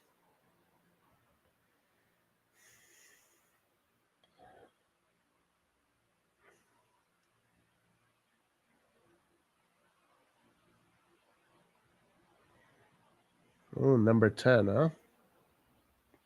Number 10.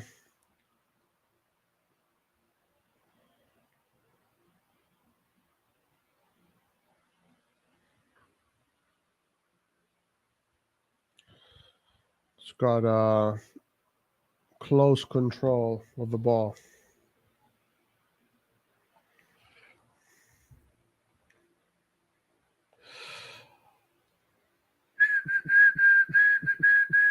Next Croatian star. All right, Roy, where is the match going to be shown? Milan YouTube channel. It's going to be on the app, Milan app.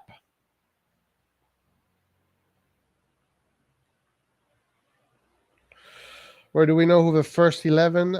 I believe so. I believe it's going to be Sportiello, Calabria, Gabbia, Tomori, Florenzi. Florenzi is going to be on the left. In the middle, it's going to be Pobega, Krunic, Loftus-Cheek, and up top, it's going to be Romero, Colombo, Pulisic.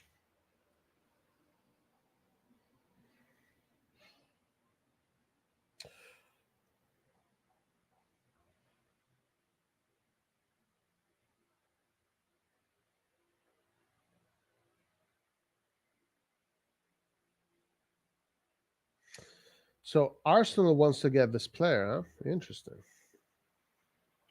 He's got good qualities, midfield qualities. Holds the ball. Lord have mercy, what was that?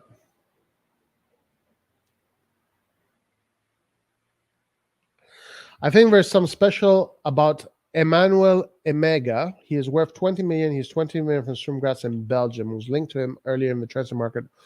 Also, Ekitike is extremely good.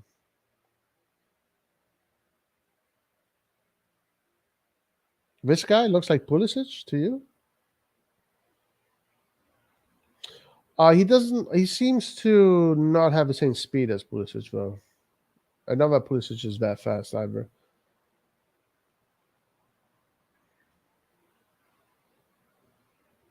So is this guy Croatian? Where's this guy from?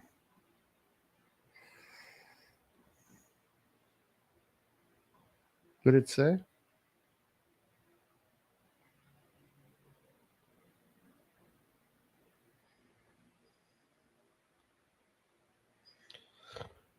Croatian. All right.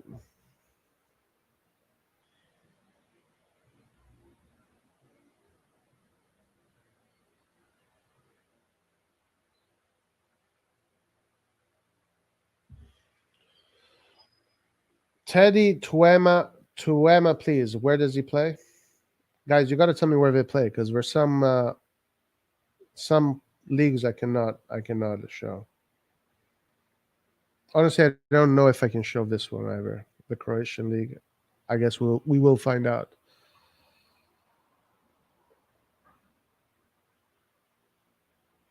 Well, this one is an interesting potential. Let's see how.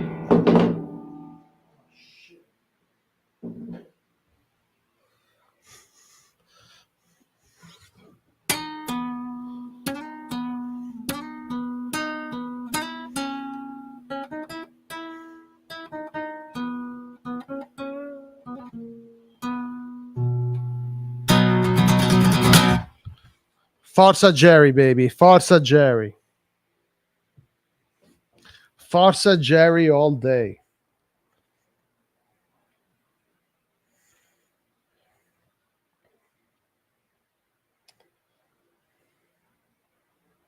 C'è un attaccante dell'Israele under 20 biondo, non ricordo il nome.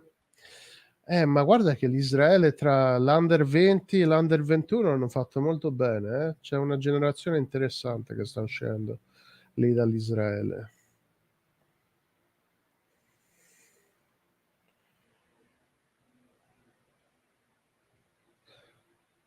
$5 million Belgium. Okay. Yeah, interesting player. Interesting player. We'll see how his career develops, where he's going to go.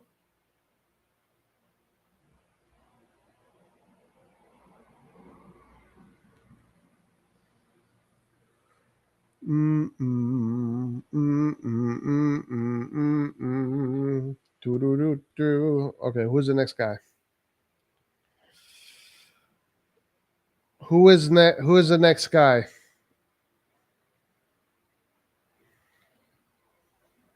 Who are we doing next?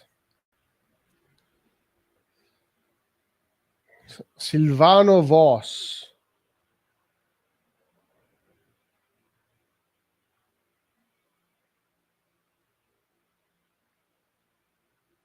This player needs to work on. I mean, one thing I can tell about this player right now, watching him play, is that if he goes to one of the bigger leagues, he needs to work on his intensity. His intensity is way too low.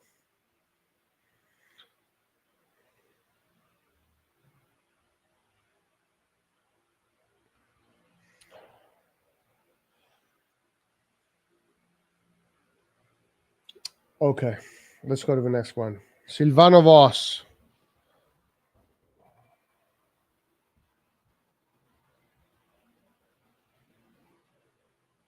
Oh, Eredivisie. All right, I'm gonna just take the risk. I don't know. I can't remember if Eredivisie is.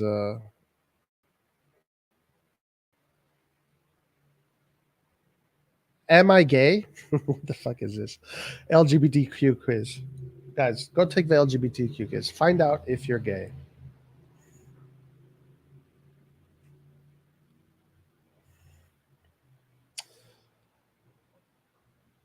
"17 years old? Lord have mercy." Chunk always with oh,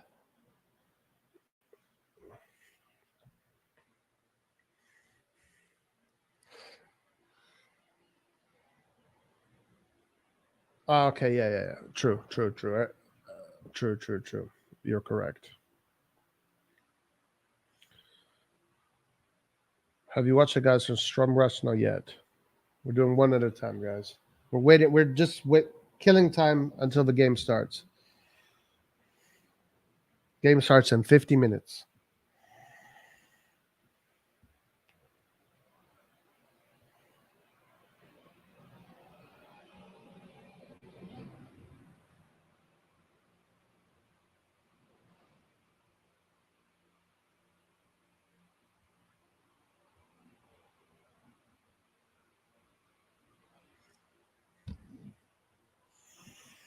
All right, let's see. Man,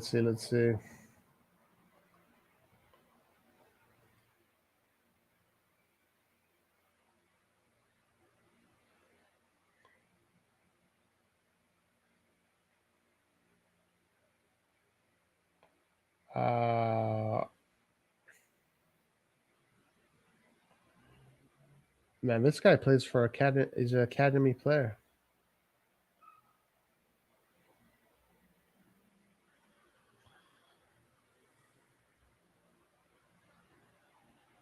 I can't even tell what's going on. I can't even tell what's going on. Take the gay quiz. Hey, no, we got nothing. It's all good, guys. We accept everybody here. Leonardo from Palmeiras. Leandro.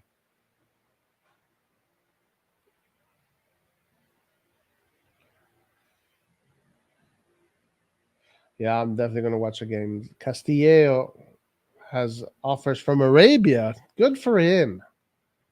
Guys, let's just go to Twitter. It's hard to keep track of all these players. If someone is linked, let's do this. If someone is linked, we're going to watch it.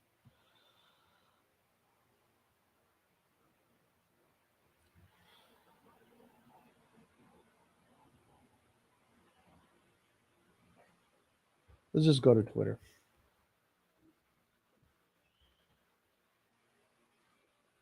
I can't tell if these guys are good or not.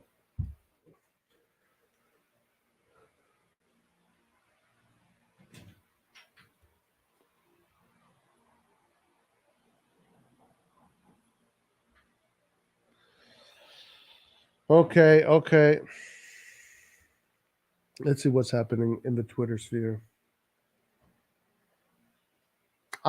Official formations. Here we go.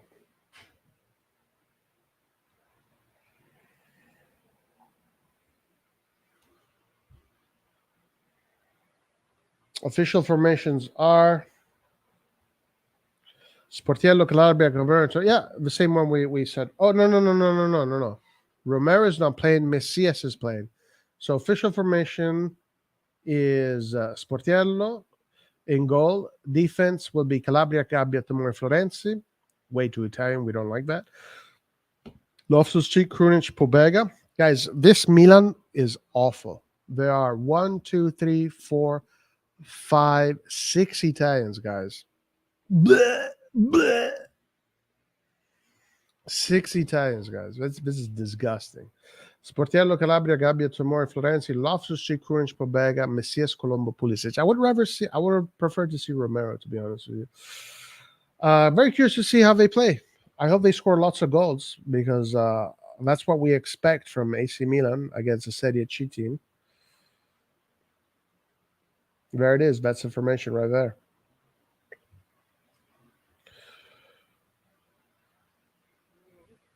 Everybody posting the formation. Yeah, starting in exactly 45 minutes, guys. 45 minutes, first game of the season, finally. There he is, the greatest football player that has ever existed. The number one dude.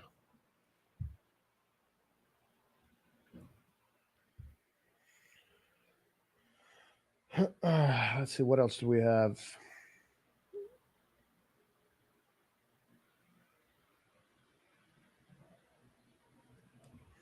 See what the news is on Chukwueze.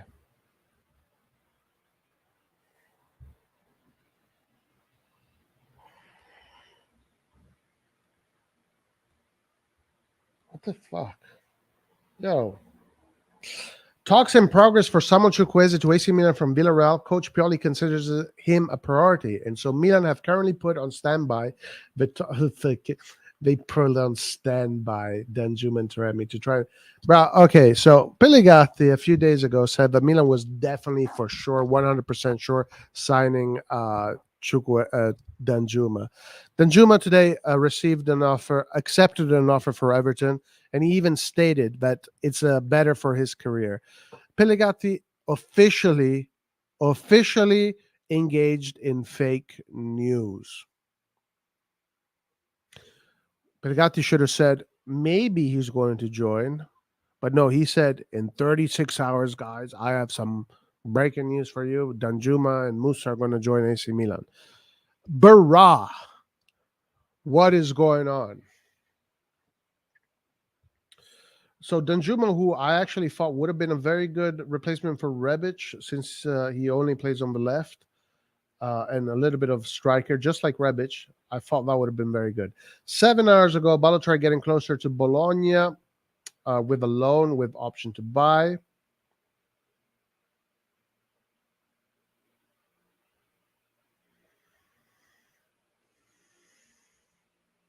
Bologna is about to go hard in for Balotelli. And guys, we play Bologna first game of the season. Imagine if Bologna beats us by a goal from the one and only. In 1 year, he won the African Cup of Nations and the Scudetto. This guy is a champion. What if we lose to Bologna by a goal from Balotelli? The second shirt, guys, is out. It's one of the most beautiful shirts that we've seen in a very long time. I urge you to buy it because, guys, maintenance for yachts is not cheap. So let's be good AC Milan fans and let's give Jerry money because, guys, maintaining yachts is fucking expensive. You guys know that yachts and boats are one of the most expensive assets to maintain. You got to park him on the pier. That costs money. And then there's constant work and maintenance. It never ends. You have to hire people that fucking work on that yacht. Fuel prices are high. Guys, living in luxury is not cheap. So please buy as many shirts as you can because we need to give Jerry his yacht maintenance money.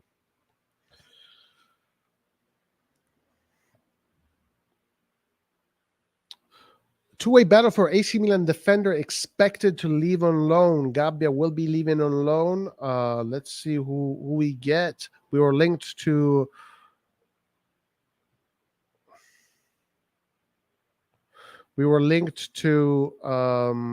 Facundo. Interesting player, good player, young player, so he's not going to be demanding a starting spot. What is this? The greatest tap-in merchant of all time. Quindi ci aggiorneremo presto. Ciao ragazzi, un grande saluto ai miei amici di Milan Zone, state facendo un grande lavoro, vi seguo. I was just giving a shout out to Milan Zone.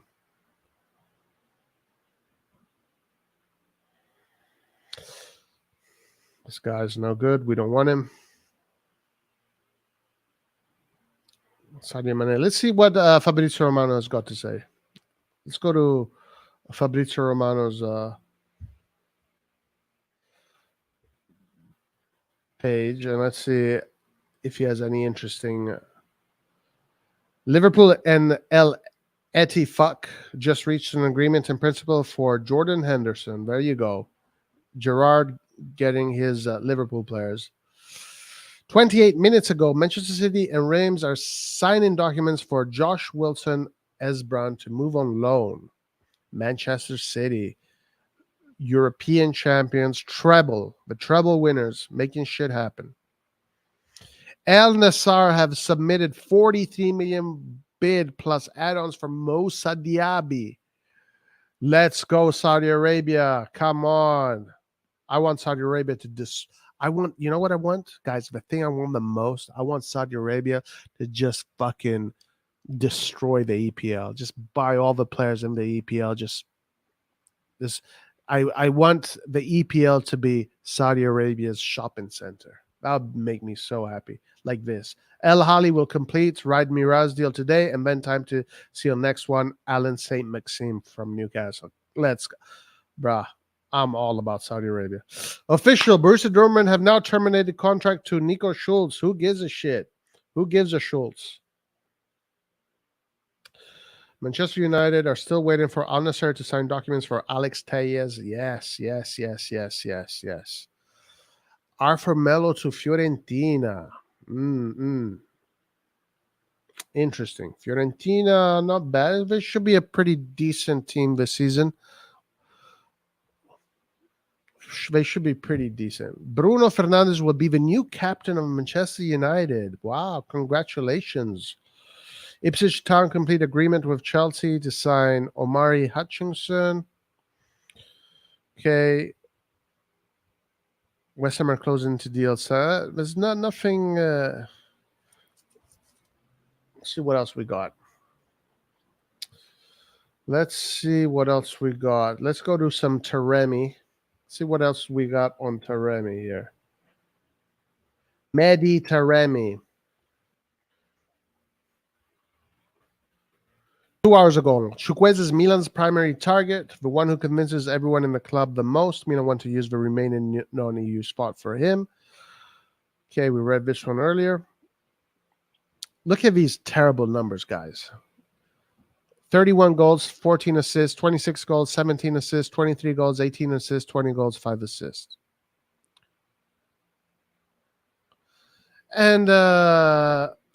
And people are realizing this now. You see why at RossonARI TV we are top dogs? Because, I mean, no disrespect to Rohit, by the way. Rohit is a good friend of the channel. I'm not saying this because disclaimer. I'm not saying this because Rohit just wrote this. I'm just saying this because a lot of people are just noticing, his goal contributions. While here at RossonARI TV, we do diligent work. We do in-depth research. We use our soccer brains to figure things out. We don't need no computer. We don't need no algorithms to tell us who is good and who's not. That's right. We use our soccer brains, and we add and we figure out how much 1 + 1 is. Okay, guys, we got almost 30 minutes for game time.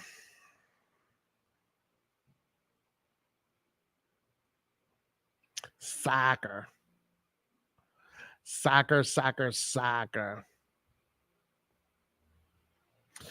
All right, let's go back to chat.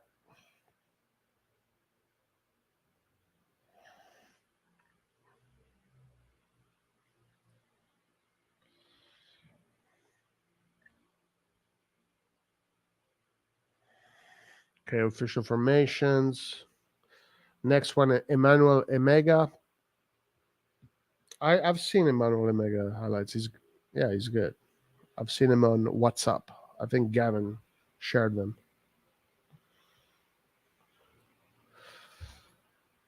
Messias, the best.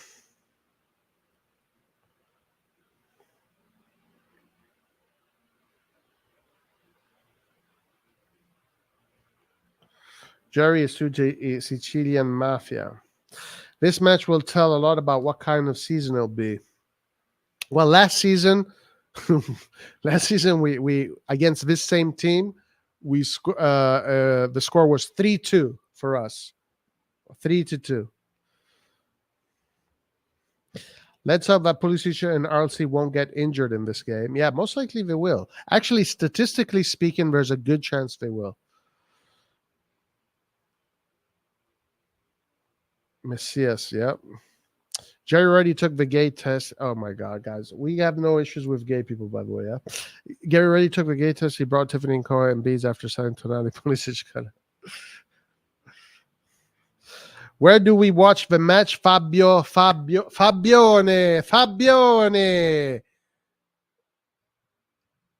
The match is watched on gratuito on the Milan app. So on the Milan app, the match will be for free. So you don't have to go and click on some pirate website and click yes to every time you see a pop-up say, there's a virus in your computer. Do you want to click on here and it will take the virus out? Yes, please. Yeah, don't do that. Do not do that. Guys, the second shirt looks so good. The third shirt looks like shit. What the fuck is that? That's a third shirt? What's this fucking orange shirt? What is that? Is that the goalkeeper shirt? Oh my God, it's so ugly. The second shirt is just unbelievably nice.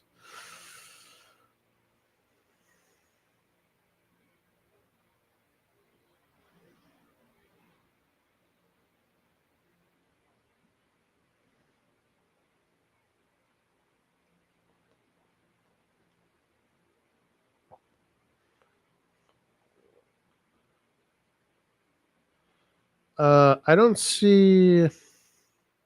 I guess they haven't put up the link for the game yet. Now, it did say that they were playing it on the app. It did say that they're playing the game on the app.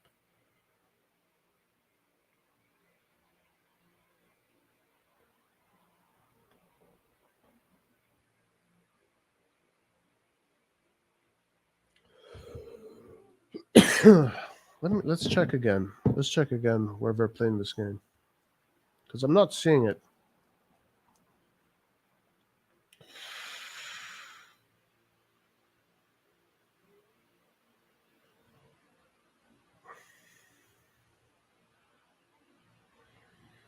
Let's go to Vitiello senza pisello. Vitiello.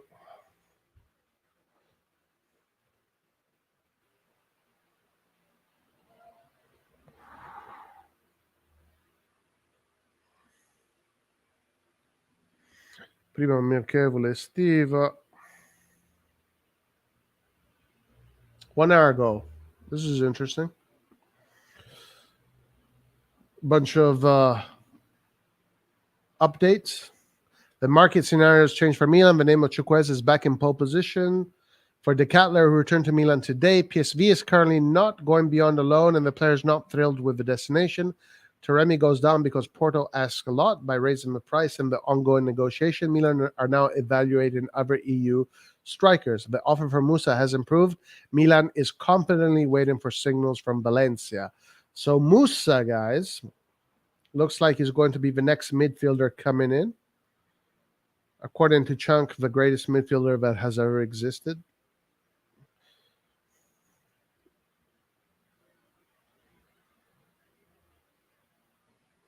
We did get a Real Madrid player that is going to just use Real Madrid. We all know that Real Madrid uses AC Milan as their garage. We're basically their bitch. So this is what we look like with the second shirt.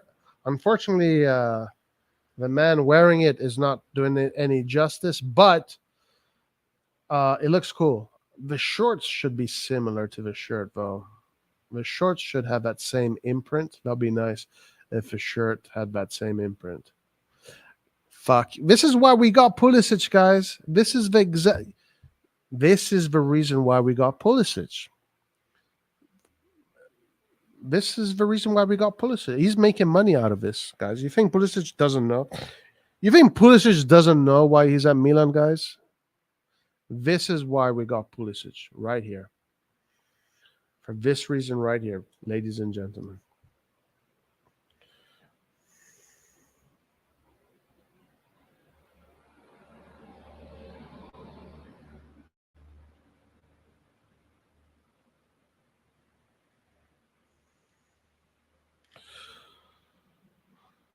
I'm looking forward to see Reindeers play more than anybody right now. But he's not playing today. All right, so again, I'm here on the Sempre Milan, and it says the game will be streamed by Sky Sport and DAZN in Italy, while fans from abroad most likely will be able to watch on Milan's YouTube. Oh, on the YouTube. There might be a membership requirement on YouTube, but it should be streamed for free on the RossonARI app.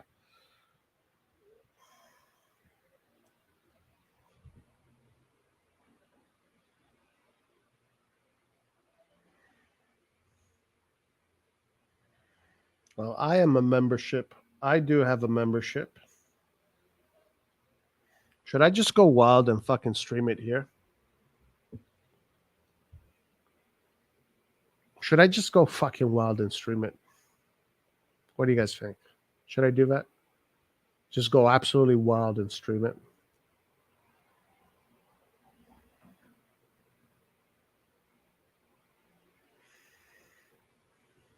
Like a no fucks given kind of thing? Should I do that?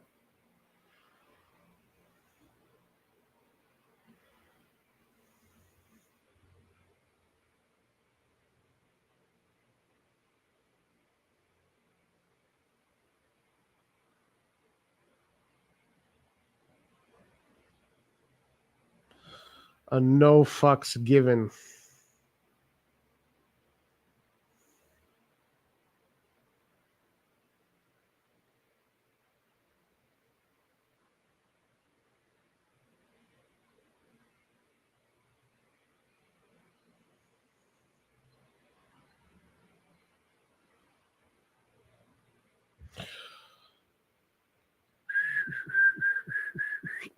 Who the hell follows Pellegatti? I enjoy listening to Pellegatti a little bit, but he's way too like, oh my God, dude. He's just so.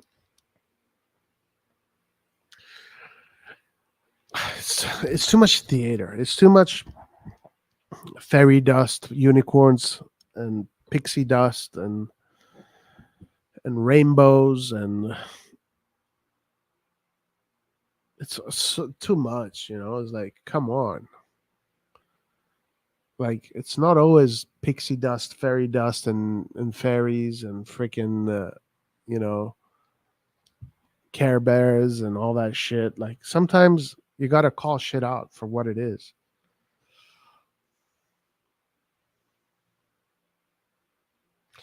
Pellegatti says one thing in a video and another one. Yeah, true.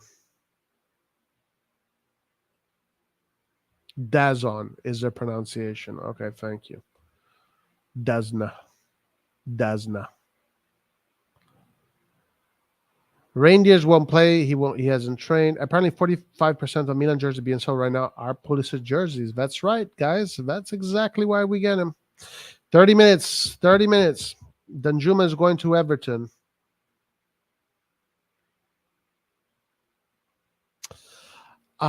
Should I stream the game here, guys? Should I? Would I? I don't know. Think they'll give up? Did I stream a Milanello game here before? I can't remember if I did.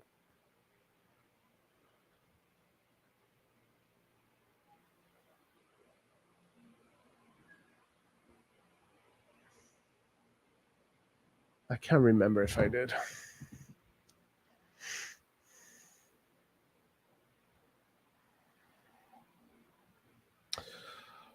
What is the dream player for us if we have the money? Mbappe. For me, it's Mbappe. If we have the money, if we want to dream. If we want to dream. Are you saying that if I don't stream, I'm a Musa? Really? Well, what are we going to do? Are they going to give me a... I don't think they're going to give me a strike, right? I don't think so. I think they're going to just give me a copyright. 2 seasons ago, Milan versus Raw was put on and the stream got shut down. That's true. Yeah. True.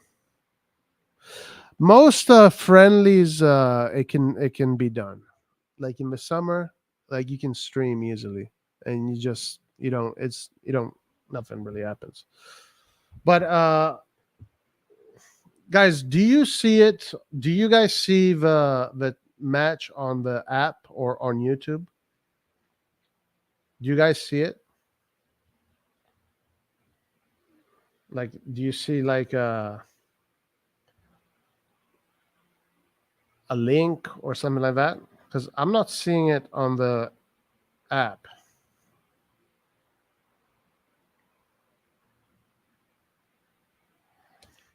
Let me know.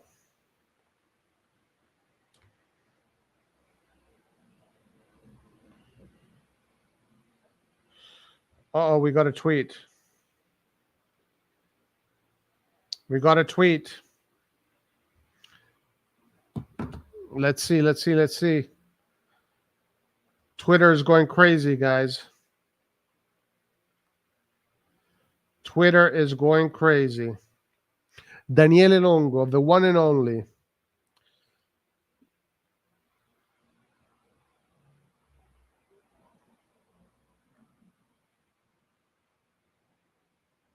Where is it?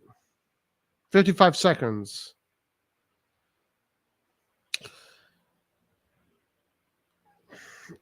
Tweet rifatto. Per essere più chiari, tweet redone. To be clear, Kingsford Boakye has left Milan and has freed up a second slot for non-EU players that the AC Milan club intends to fill with Chukwueze. Otherwise, it would have been just a free one. What? Okay, first of all, who the fuck is Kingsford Boakye? Who the what? Has left Milan and has freed up the second slot for non-EU players. Oh,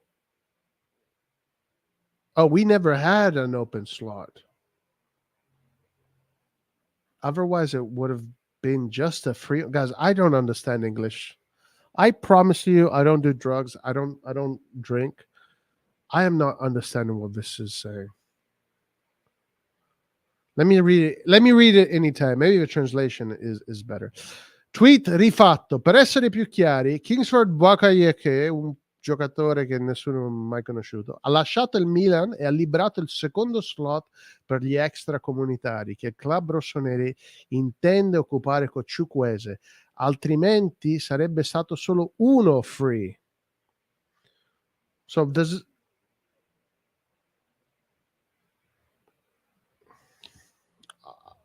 I guess I don't know. I'm not understanding this.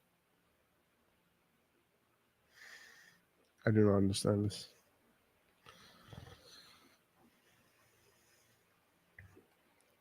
Forse della primavera, anche in italiano è scritto.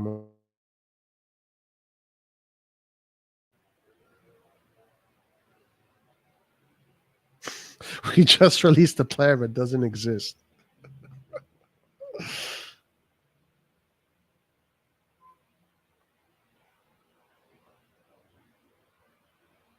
Now, so is this saying that now we have 2 slots?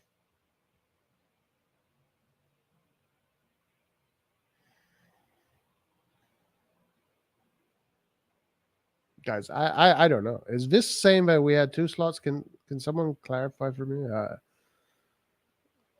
It's not clear. He just joined last summer. Oh, I remember this guy. Yes. No, he joined in the winter. Didn't he join in the winter? Didn't this kid join in the winter? Yeah, I think he joined in the winter.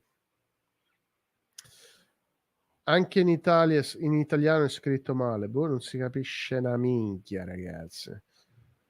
Lungo invented the player.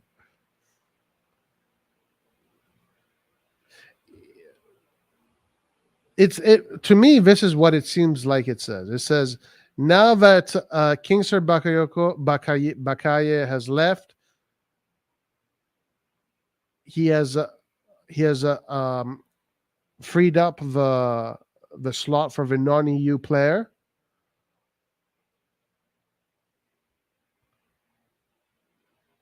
Otherwise, there would just been one. What? I don't know. I don't get it. He had to rewrite it, and he'll probably have to rewrite it again. That's his second time rewriting this tweet. He's probably have to rewrite it again. Who cares? He's gone. That's good for us.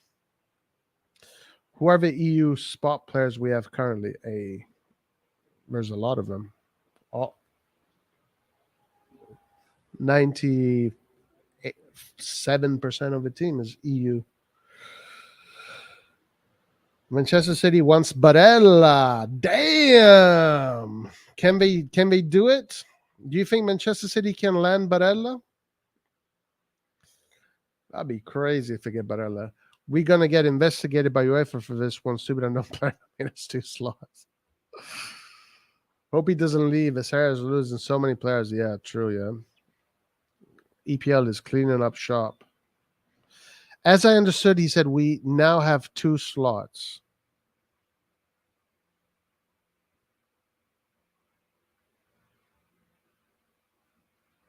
Yeah, that's what it's saying.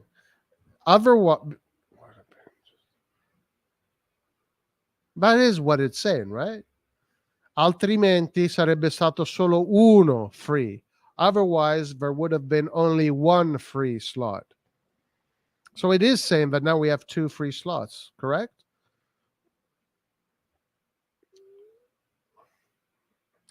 The beef has been quelled.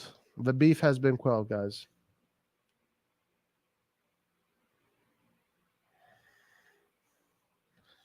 The UN came in and the UN fixed everything. So now there is going to be some sort of ceasefire, and we're going to figure out a resolution that will not only satisfy the people in conflict, but they will satisfy the subscribers as well. So guys, be ready for another level of experience when it comes to RossonARI TV and our friends. Are we seeing any links to this game, guys?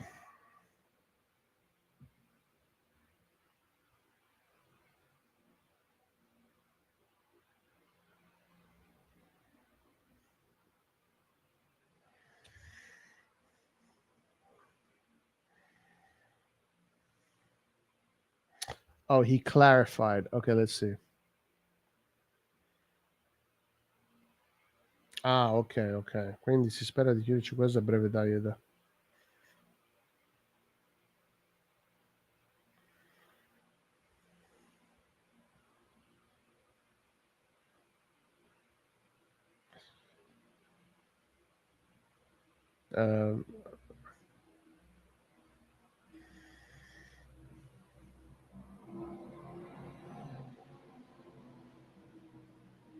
Ok, here we go. La squadra con più di 2 giocatori extraordinariamente tesserati a tiro di finire alla fine dell'anno sportivo possono prendere nell'arco della stagione un massimo di altri 2 provenienti dall'estero. Ci sono degli accorgimenti da tenere a mente. Uno dei 2 extracomunitari potrà essere acquistato senza nessun vincolo se non avere almeno 5 partite nella serie categoria, almeno 2 match nella sua serie categoria l'ultimo anno. Il secondo invece potrà essere tesserato solo a patto che uno degli extracomunitari già presenti in rosa venga ceduto all'estero. All right, so let's translate this. Teams with more than 2 non-EU players registered on a permanent basis at the end of the 22-23 football season can take a maximum of 2 more from abroad during the 23-24 season. Step 1. Step 2. There are some precautions to keep in mind. One of the 2 non-EU players can be purchased without any constraints if not having at least 5 matches in his national category or at least 2 matches in his national category in the last year. All right. Jesus, look at this. So many stupid rules. UEFA. The second, on the other hand, can only be registered on condition that one of the non-EU citizens already present in the squad is sold abroad. Jesus Lord. I say just eliminate all the Italians in the squad and bring in Taremi, bring in Chukwueze, bring all the players that are non-EU and let them play.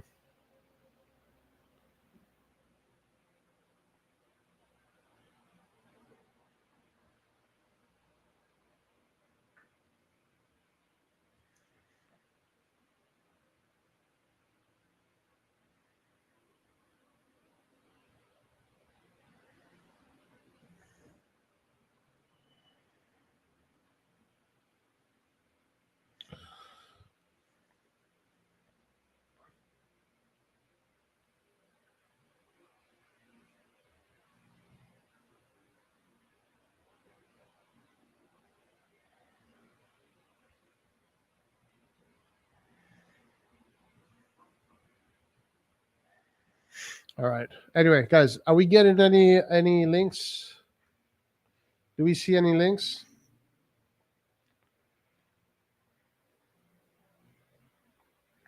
Guys, come on. I'm a boomer, guys. Are you forgetting I'm a boomer? So the first lot was used for RLC and the second is for Chuck. Correct. Correct.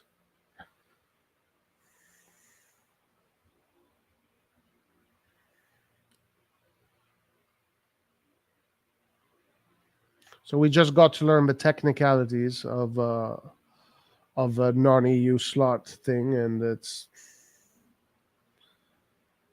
all BS.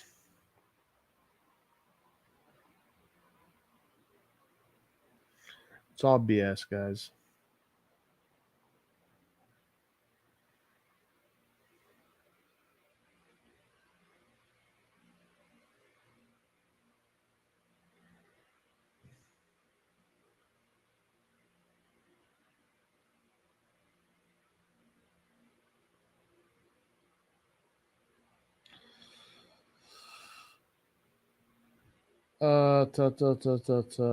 Guys, game starts in almost 10 minutes. 10 minutes. 10 minuti. Is it true we played Vicenza and won 7-1 in a friendly? When?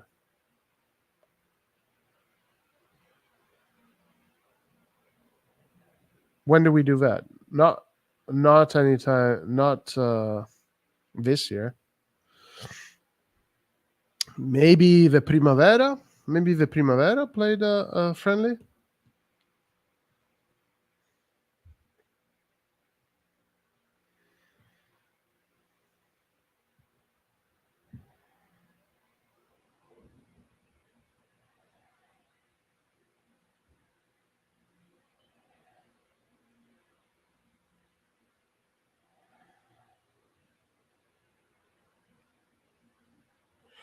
Ole, hola.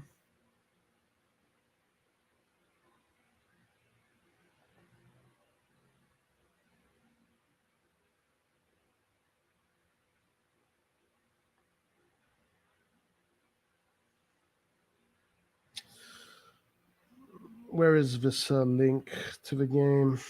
Link to the game, link to the game, link to the game.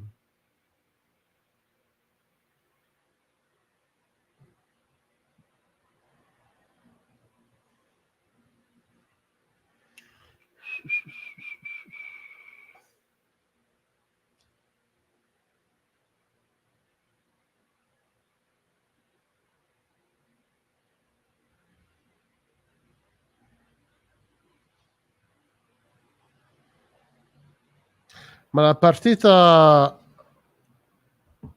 partita è su Sky o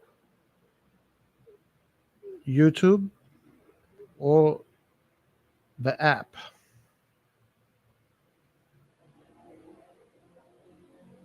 But I don't see it.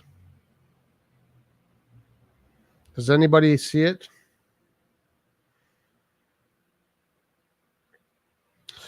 Do you guys see a link to the game, guys, in the app or the YouTube channel?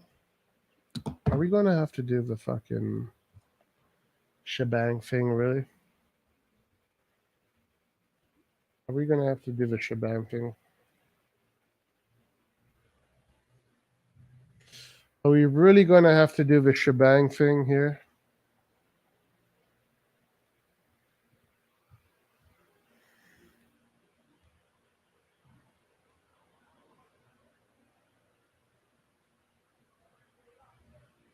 Dazen. La Gazzetta dello Sport, check this out. La Gazzetta dello Sport claimed that Romelu Lukaku recently contacted Inter to try and reopen talks as Juventus aren't in a position to sign him. Damn. Amazing. Amazing.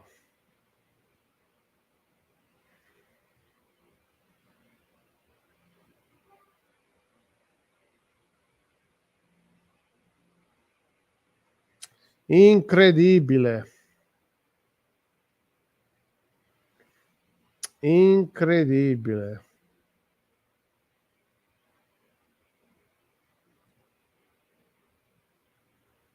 Pure brilliance. I think we should sign Lukaku.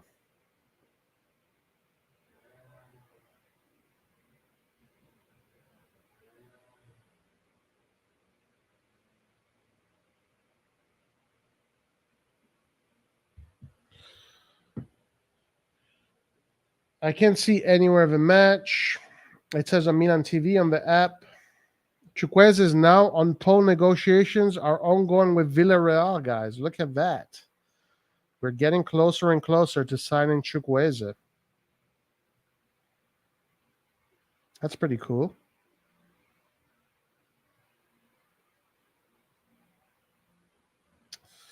That is very, very, very cool. Let's get Lukaku on loan and watching Teresi jump off.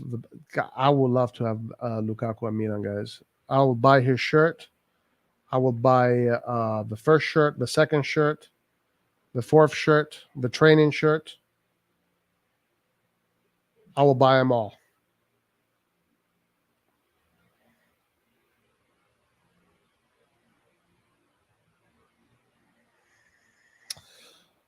Yes, I do know some people that are. I do know some people that are. Another tweet from Vitiello.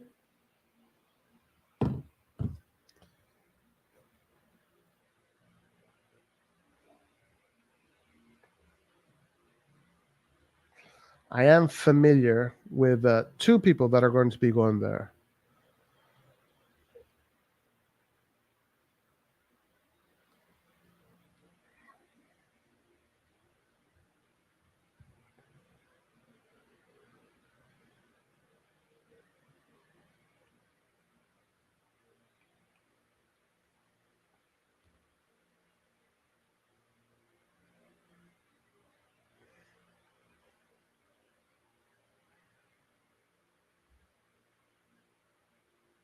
Okay, let's see what this says.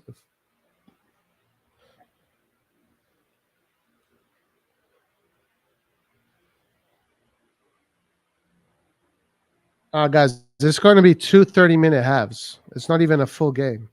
It's just 2-minute 30 halves. What the fuck? For real?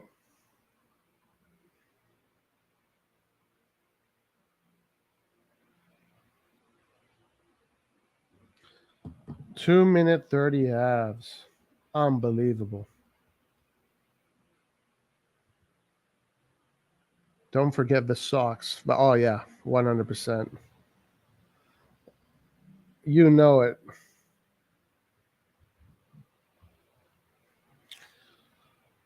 Are we seeing any links, guys, in the WhatsApp? In the WhatsApp, in the app?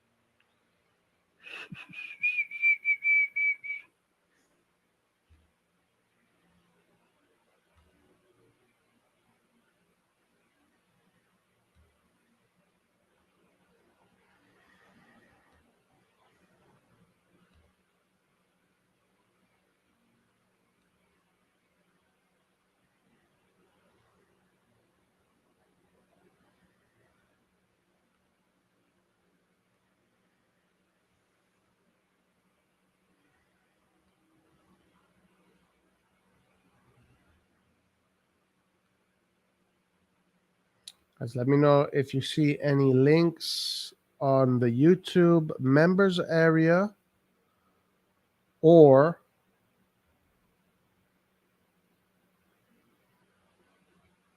the Milan app.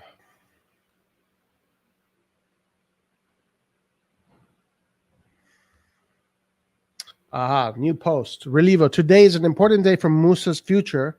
Milan reopened contacts yesterday, but without a formal offer and without joining what Valencia are asking for. The club is working on the right formula. If there is no progress, the player will go to Switzerland to spend the first season with his club. Okay, okay.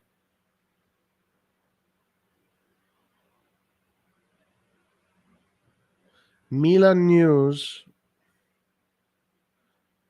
Milan news about game.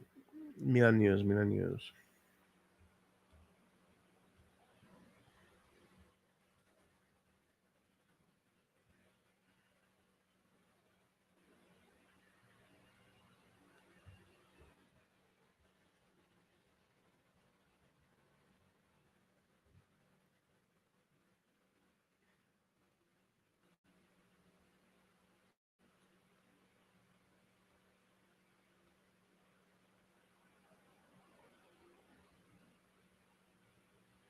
Dove vedere Milan LUMEZZANE.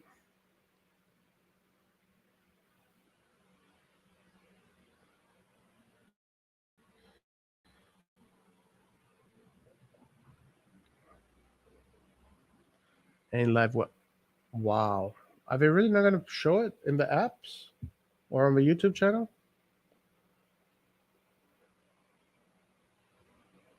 No way.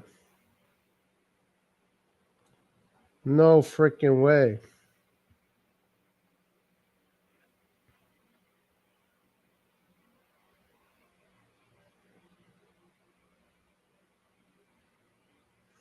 Guys, I don't think they're going to show it on the YouTube or the app. Let me know if you do see it.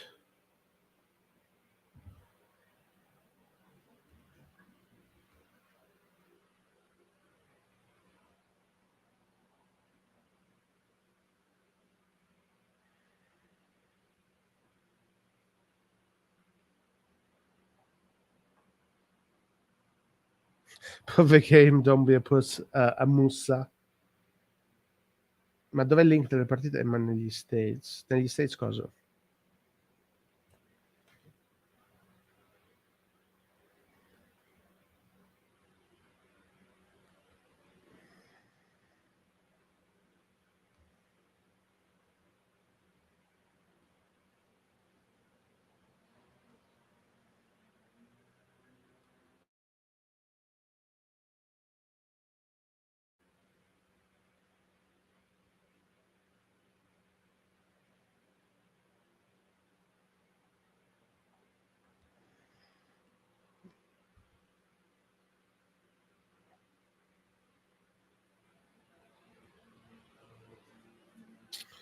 Wow. No game on the apps.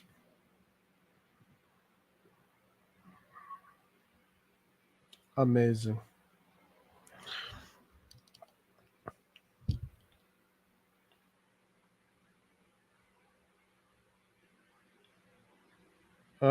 Amazing.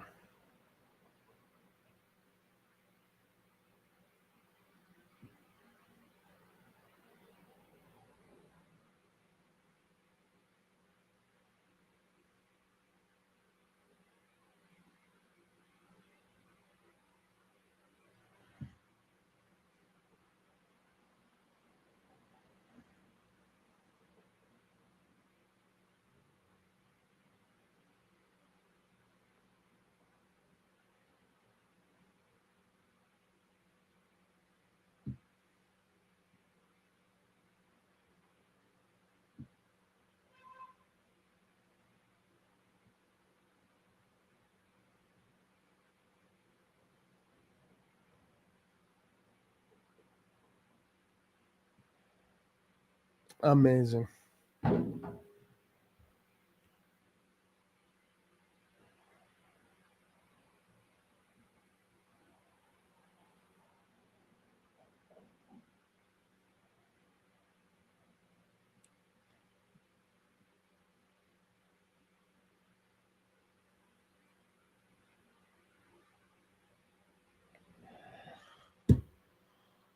Well, I don't think I'll be able to stream it, guys. And I'm not seeing it nor in the app or the whatever.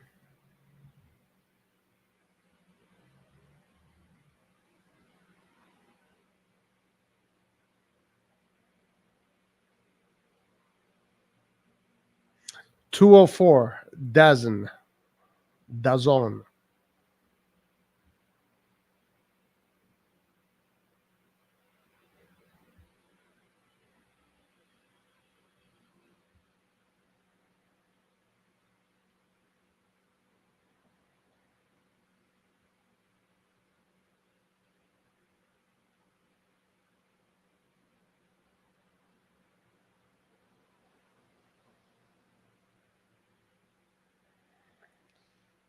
Let's see if we can get it.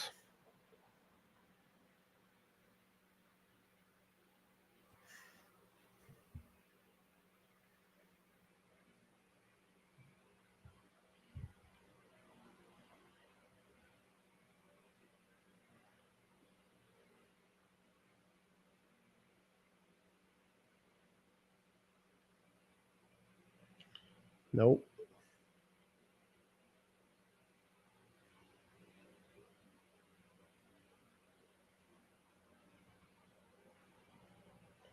Nada, guys. Amazing. Incredible.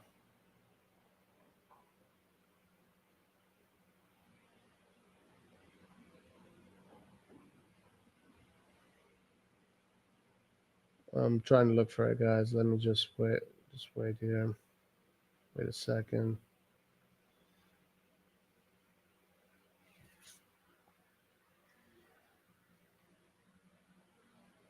Cardinale out. Every day, all day. 100%. It's not on the app. Cardinale hates the fans so much, he won't even show the damn match. Forza Milan.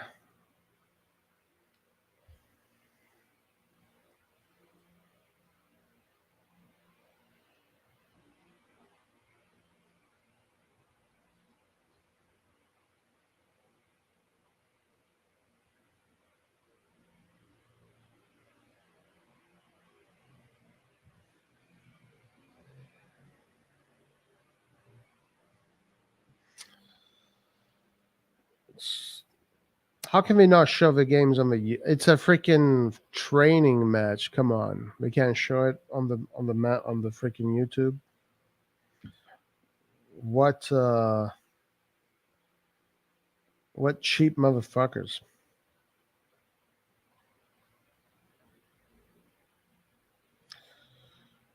Cheap.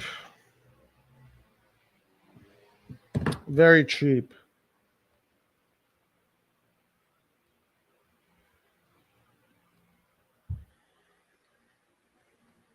Very, very cheap.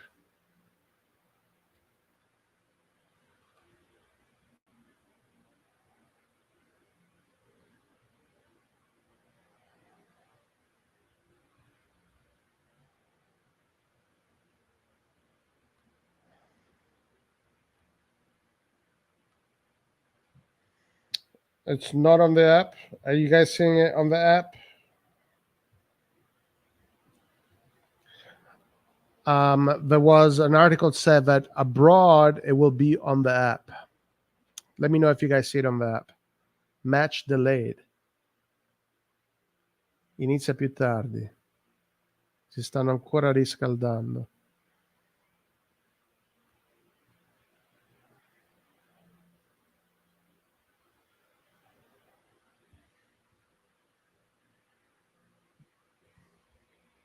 See if we have this on SofaScore.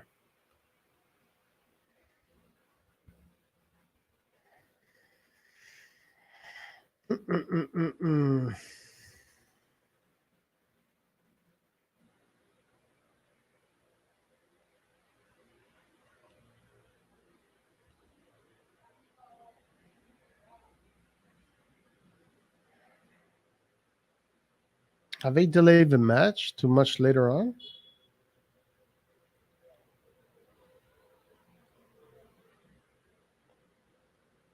It says 8. Alle 8. In 3 hours?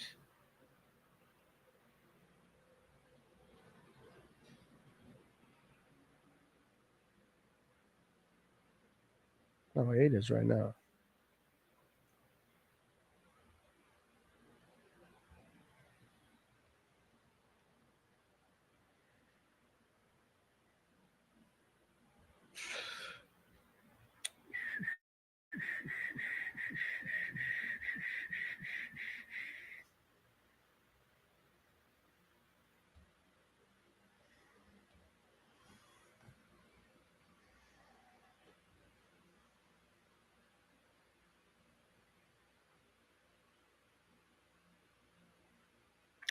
These are the channels: Sky Sport Arena, Sky Sport 251, Sky Go.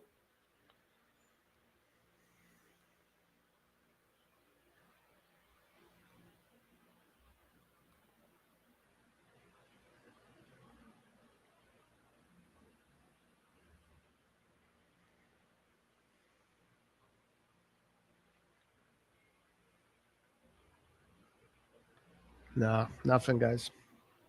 Don't see anything.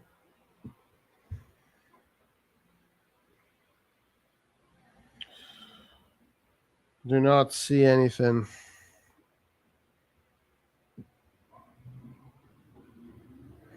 How do you know? How do you guys know match has been delayed?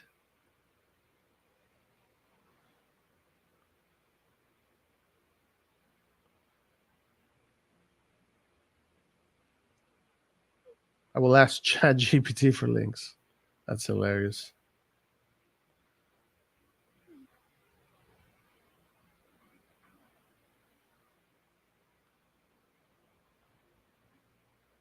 That is hilarious.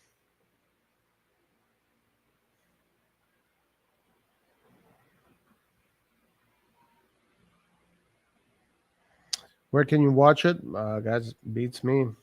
Beats me.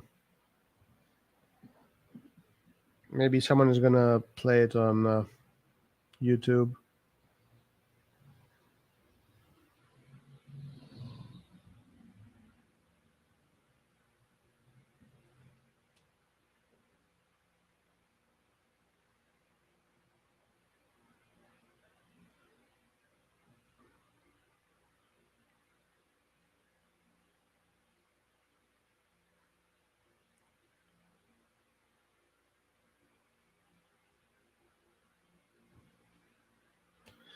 Beats me.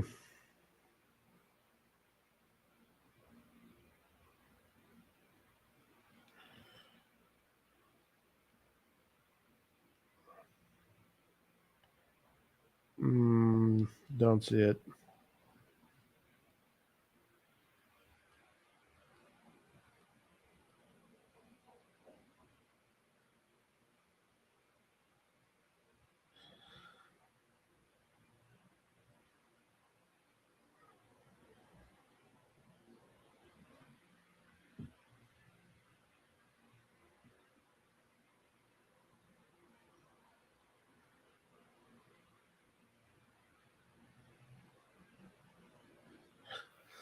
Yeah, guys, I don't think I'm going to maybe check on YouTube. All right, so there is. First, going to get strike, and then we're going to see a phone call from the unknown number. Listen, kid, it's really looking good. It's really looking bad for you if it's used, I think. I mean, you don't want.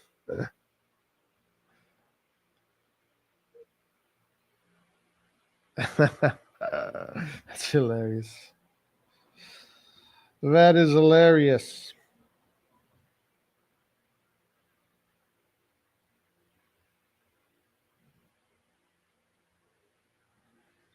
Hilarious.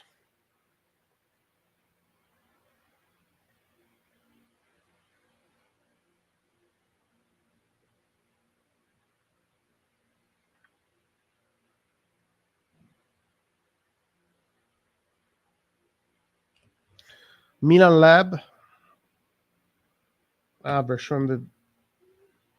showing the video of Milan Lab. There you go.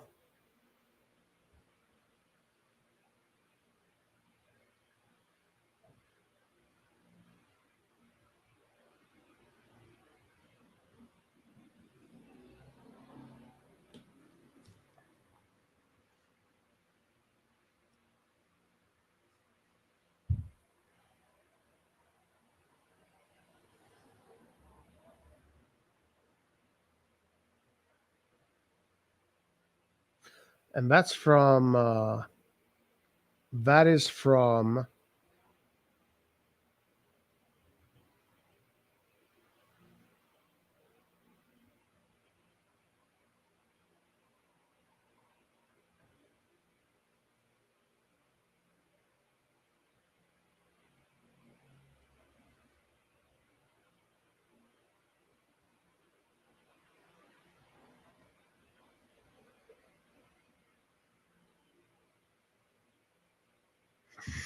okay. All right. So they're showing it on Milan Lab. So I'm seeing the game right now.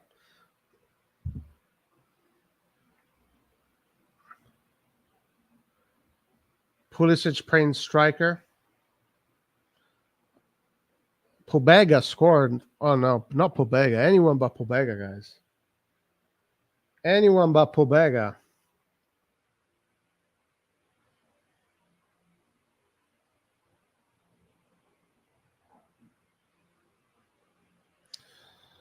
Well, Pulisic gets his first assist, it looks like. There you go, guys. It took Pulisic 5 minutes, and he gets his first assist in the RossonARI shirt.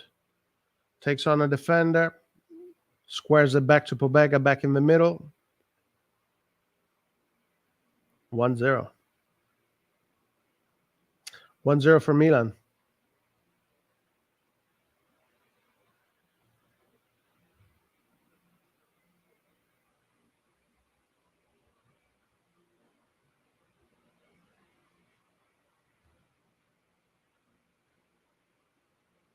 Balotelli left back, Hernandez left wing, Laos striker.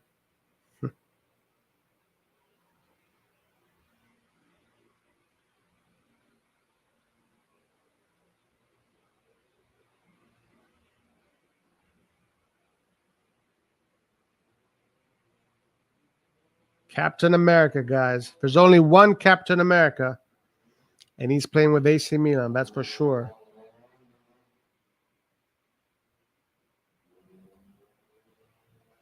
There's only one Captain America.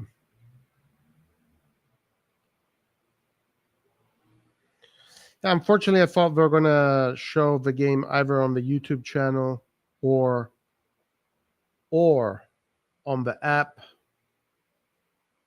but no.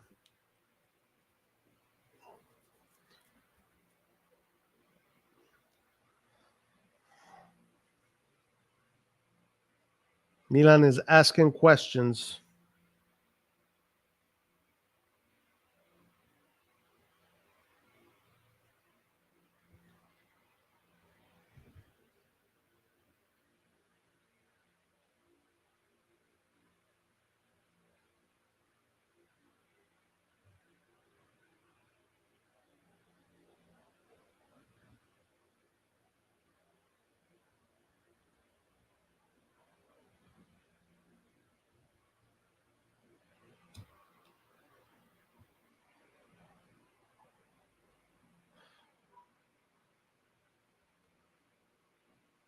It's hard to tell on this on Milan Lab guys that were here before. Yeah.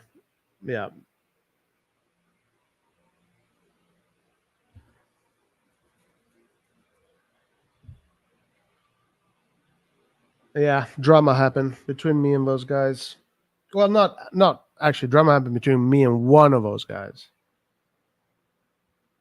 and there has been somewhat of a, I wouldn't say a separation, but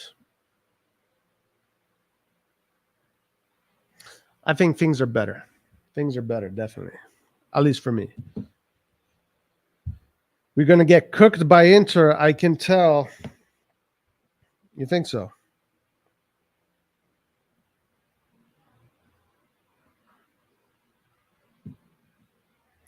You think you're going to get cooked by Inter?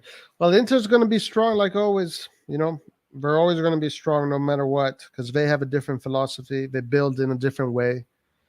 They don't. Their whole thing is not about margins and all that bullshit.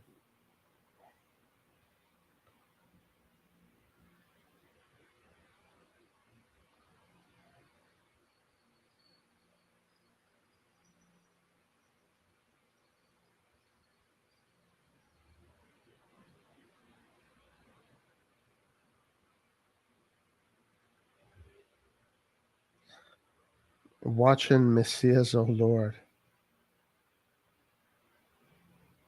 Let's see what Pulisic does. Shot by Pulisic.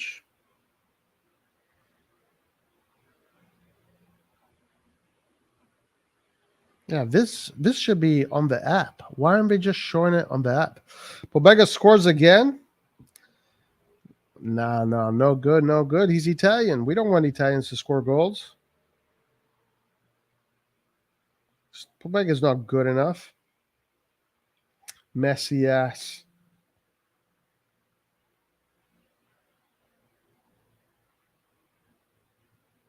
Milan is squashing them in their own half, though.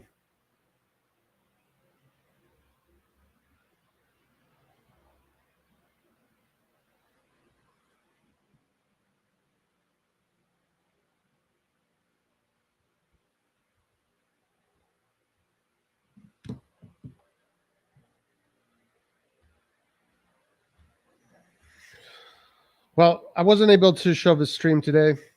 I don't have the pirate the website, so I'm not going.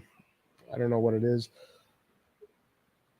So in the meantime, what I'm going to do, guys, I suggest if you want to watch the game, go to Milan Lab. They're watching the game right now, and they're televised. You can see it.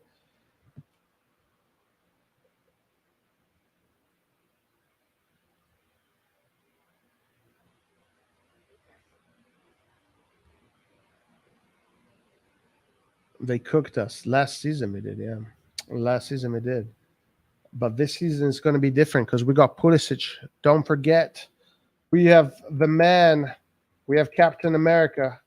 What are you going to do against Captain America? You can't do anything against Captain America. The team is looking all right. Nothing crazy, nothing special, but good thing here we got Pulisic getting an assist, Sportiello in goal, playing deep from the back. Long ball from the defense. Really? Do we need to do long balls against this team from the defense? I don't think that's necessary to do long balls from the defense.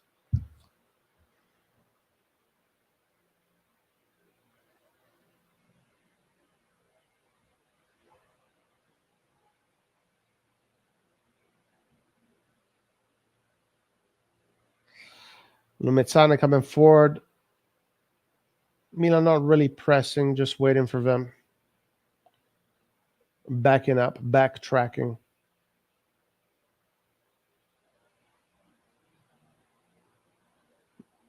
Now we're seeing a little bit more press.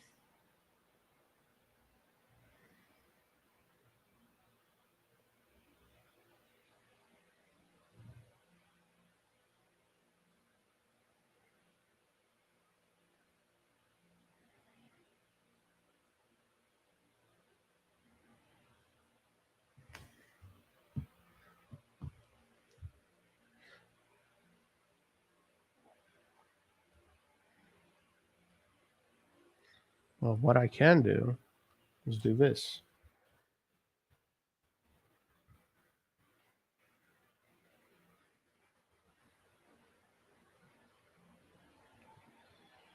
LUMEZZANE holding the ball, coming forward.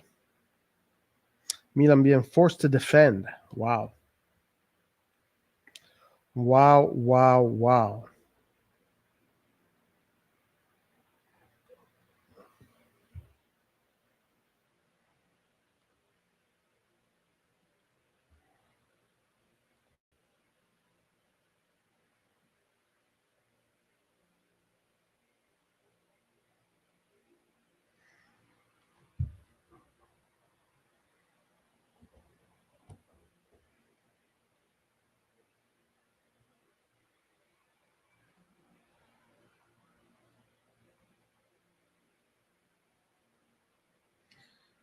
Messias with a cross in the middle to nobody.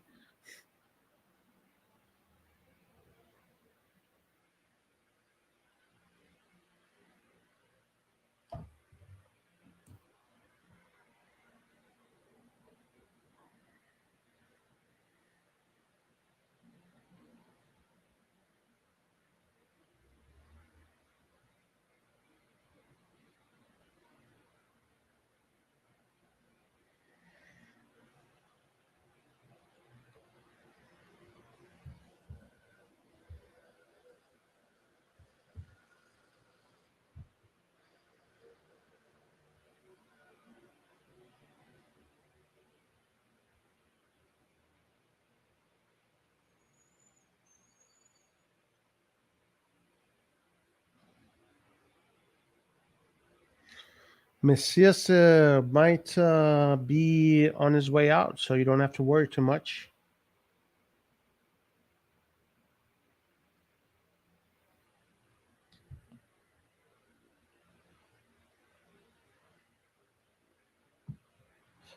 Let me see the Facebook, so we don't see all these comments here.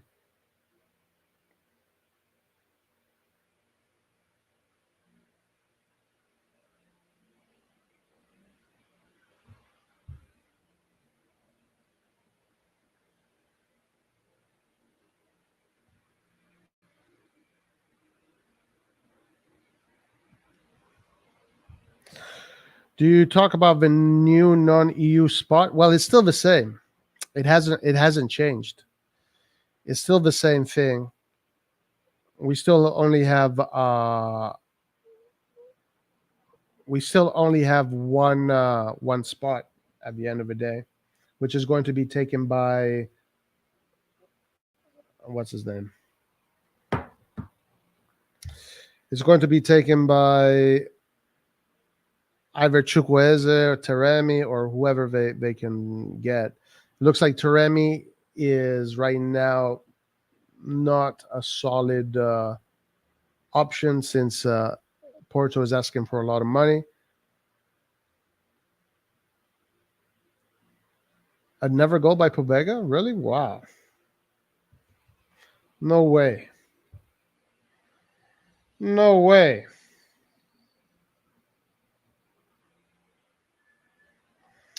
Emmanuel really does not want Messias in the team, but Messias got the hockey assist right now. Messias just got the hockey assist and another assist by Pulisic, guys. Look at this. Messias hockey assist. Pulisic back into Pobega. Was that Pulisic or who? Yeah. And this is what Pobega is good at, is making those incursions into the box. It's basically what he's good at. That's because as a double pivot, it's not his role, because double pivots, they can't really afford to make those incursions. Got another goal coming up from Colombo. Il grande Colombo.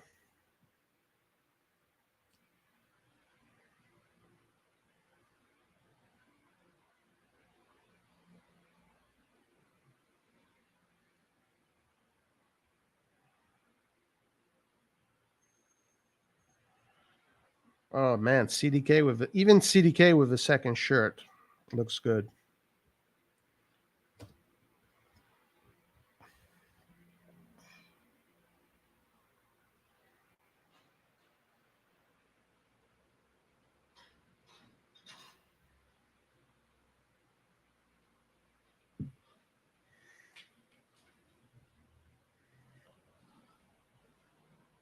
Damn, that was fast. Let's go back to that. Let me see that again. Damn, look at Colombo, man. No, that was who was that?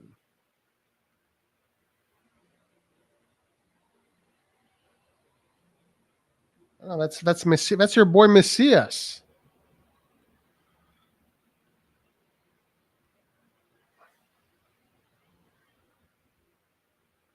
That's your boy Messias, man. All the bad players are scoring.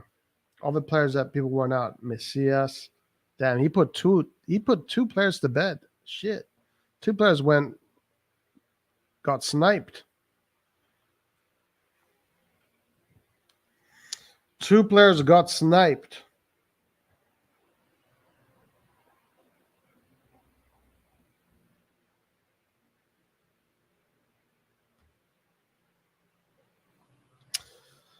Are you guys looking for a website to watch the match? No, this is fine.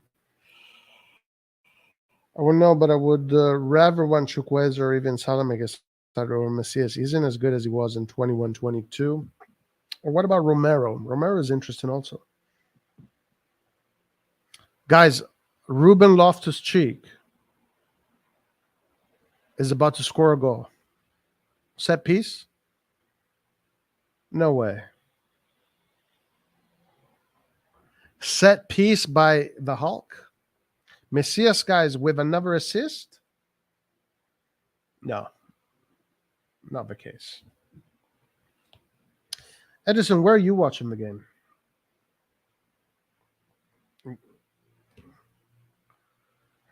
$10, 15 goals in this game. Yo, if Sassuolo scored 22 goals, we should be doing the same, right? We should be doing the same.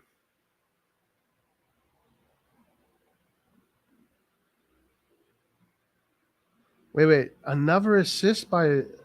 No way, dude. How many fucking assists is freaking Pulisic getting?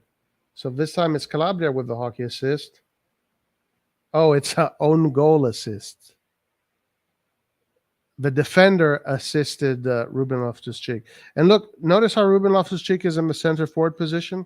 See, these players, these midfielders, they like to go up there. They're incursion. These are players that do incursions. They're not double pivot players. So yeah, the 4-3-3 might be the go-to. The 4-3-3 might be what we're going to see mostly this summer.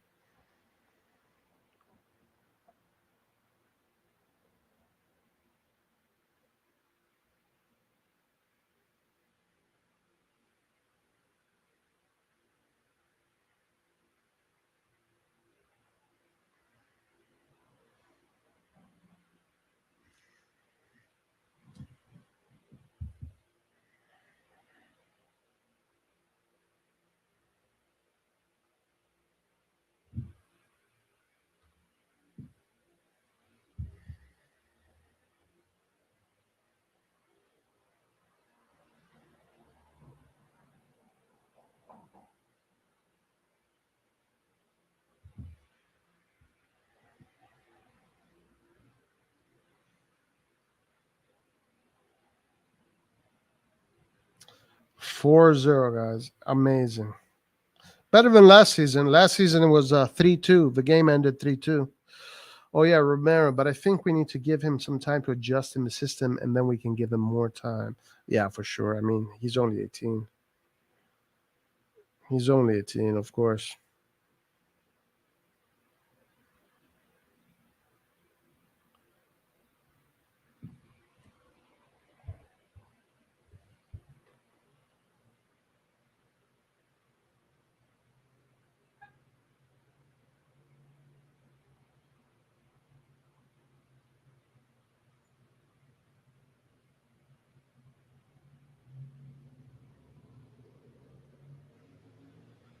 Okay,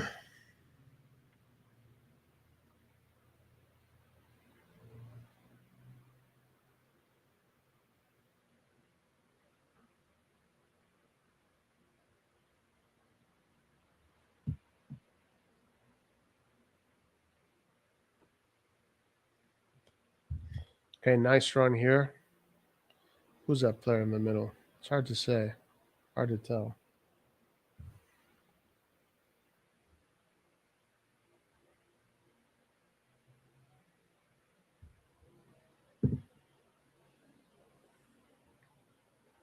Tomori. Good old Tomori, man.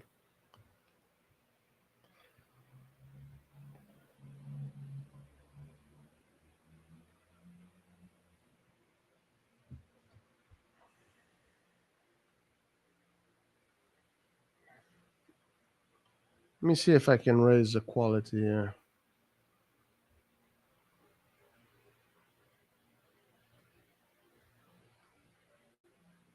No, that's a max. That's a max.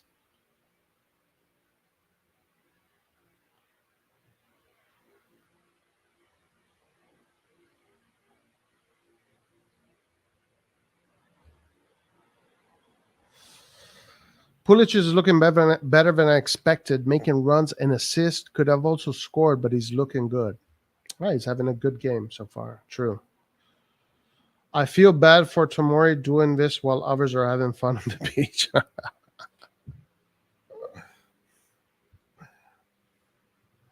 That's funny. Funny.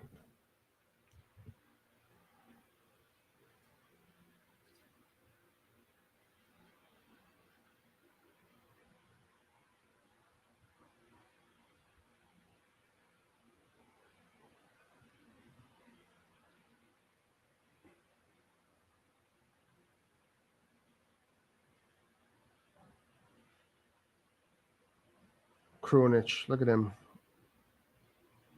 The mastermind. The one that survived. Kessie is gone. Tonali is gone. Benacer is injured. Meite left. Vranks didn't make it. Bakayoko didn't cut it. The one that is still standing is Mr. Krunic, Rade Krunic.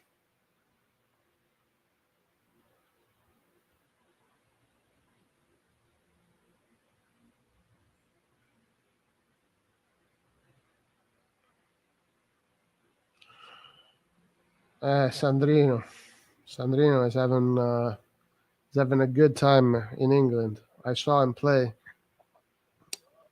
He looked good. It felt really bad. It really felt bad to see him with Newcastle. He looked good too. He had a really good game, being his first game in a packed stadium. Nathan left? Did Nathan leave? I don't think Nathan left.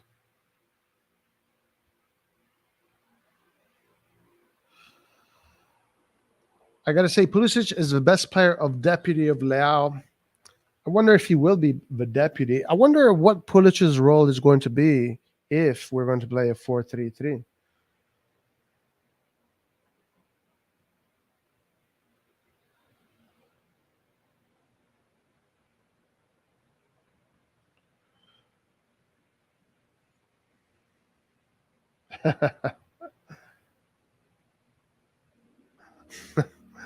Sandro was twerking for Newcastle more than us. I've never seen him play like that more.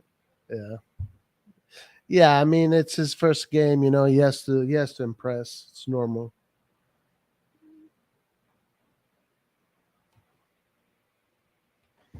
It's absolutely normal.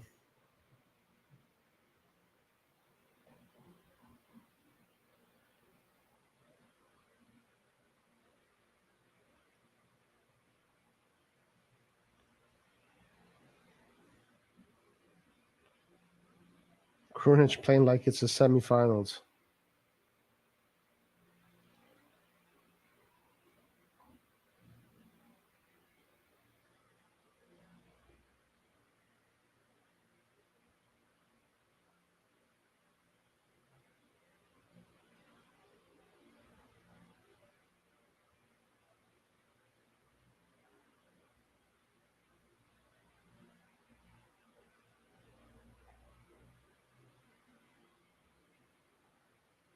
In a 4-3-3, I think Pulisic can play attacking midfielder. In a 4-3-3? Where? You mean in the midfield?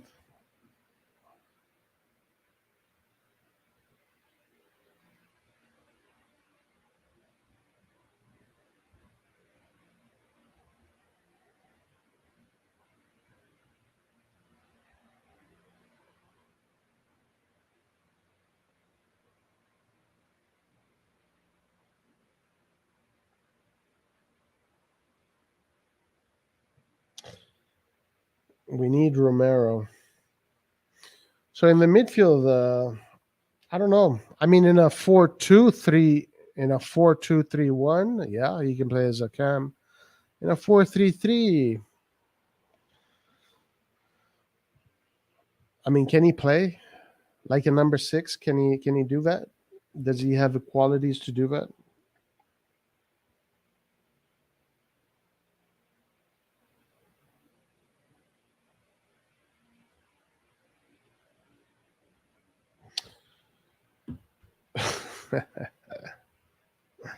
That's funny. Factoring, we need Fabrizio Romano, the best tapping merchant. Hilarious. He is definitely a great tapping merchant, that's for sure. Pulisic can play attacking midfielder in a 4-3-3 formation. So who are your other midfielders? So you mean like what? So you mean a 4-2-1-3?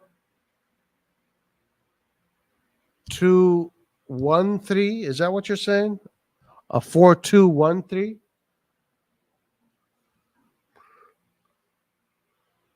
Because 4-3-3 usually does not have an attacking midfielder. You mean a 4-2-1-3? Chukwueze now in this game. Hey, man, you might be getting Chukwueze, man. You might be getting Chukwueze. All right, that's half. 30 minutes gone.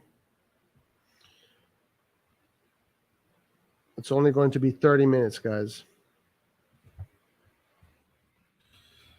Only 30 minutes, halves.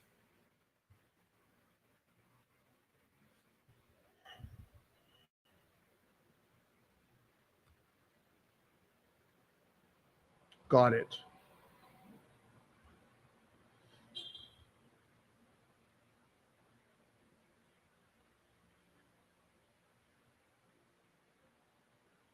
What is this? From Liverpool, they ensure that Danjuma's visits were likely to have already been scheduled for several days, but general agreement even earlier. But Milan has evidently let people talk about him these days so as to move on to real objectives with the lights off. Wow. So they used Danjuma as a deflection. They deflected our attention elsewhere. For who? Chukwueze? Is that the real reason why? Guys, these guys were saying a few days ago that Danjuma was definitely signing for AC Milan. It was a done deal, loan, everybody accepted. So they're just admitting to us that they freaking lied to us. Amazing. Amazing. So as far as the game goes, not much can be said. I mean, it's not like they're playing incredible. It's kind of scrappy, but positive things is that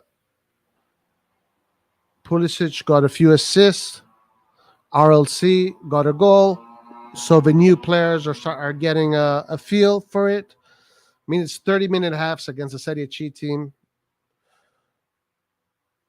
It is to be said, guys, that Berardi against a Serie C team,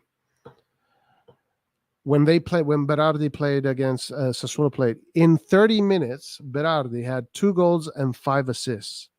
In 30 minutes, that motherfucker had 7 goal contributions.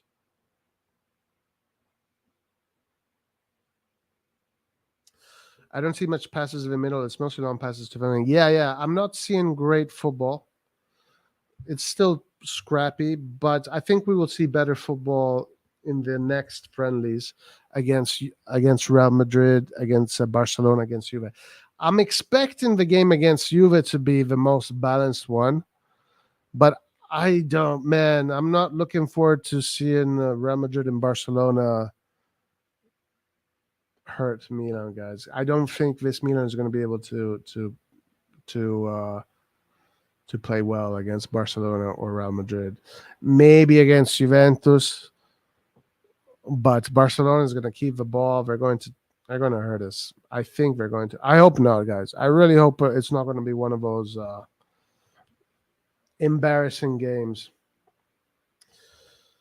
Roy Chukwueze played a very good season, last one at Villarreal. Before that, not even his mother knew he was. Let's not get carried away. I'm not like the biggest Chukwueze guy here. My main dude is Taremi. I want to get Taremi. Taremi's experienced. He's been doing it over and over and over every year consistently in Europe, in Portugal. But they want Chukwueze. Yeah, they're doing 30-minute halves. It's just 30-minute halves. Getting hurt is how we learn. I mean, yeah, absolutely. You have to go through all of these trial and errors. You have to, 100%.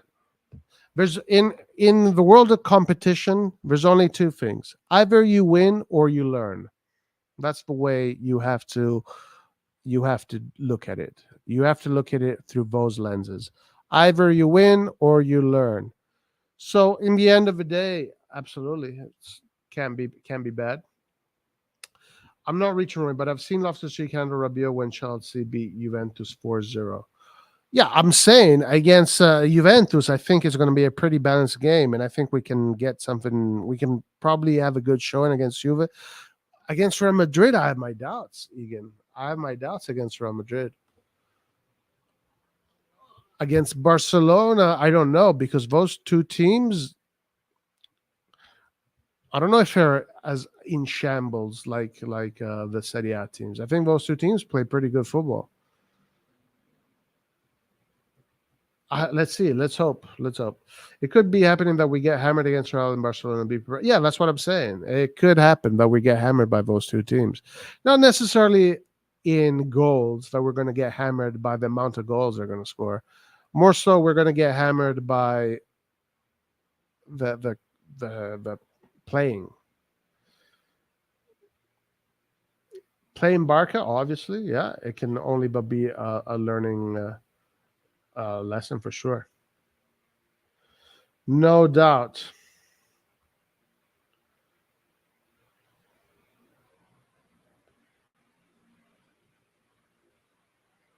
All right, let's see when these guys are back.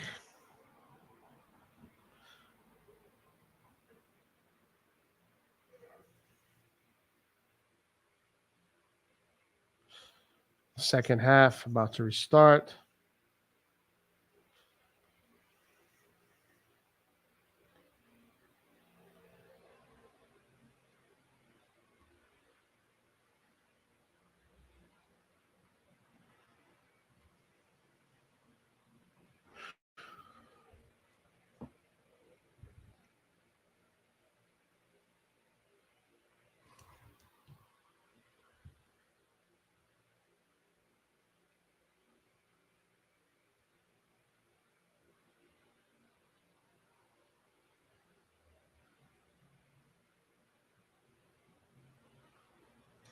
I don't know who is the big boys just come back training yesterday. Don't forget. Yeah, exactly. So it's not like they're going to have much time to get in shape. I mean, it's probably going to be the same with Madrid, maybe, and Barcelona, because they probably had a lot of players out on international duty.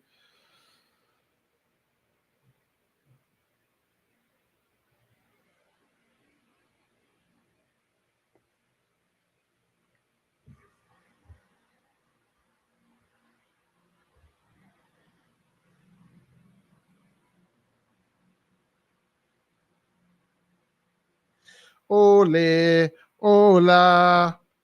Ba, ba, ba, ba, ba.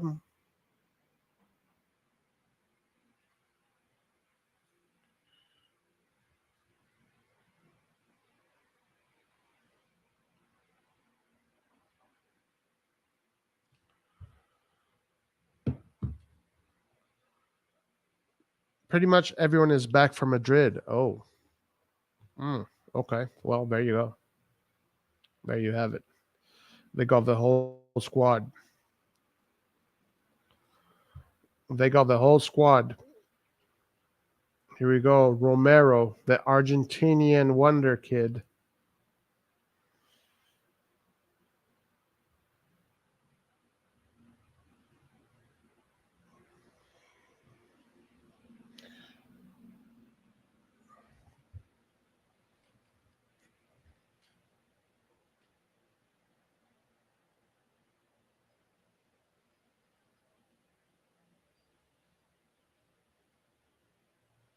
Is Calabria playing in the middle as a midfielder? Oh, no. He's going back. They're reshuffling.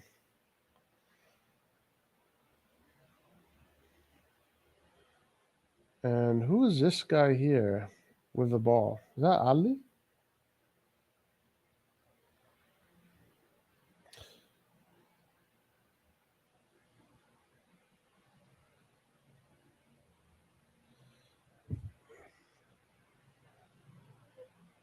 Forza Milan Joel. Mention consistent content, and all it takes to gain new viewers is to stream illegal content.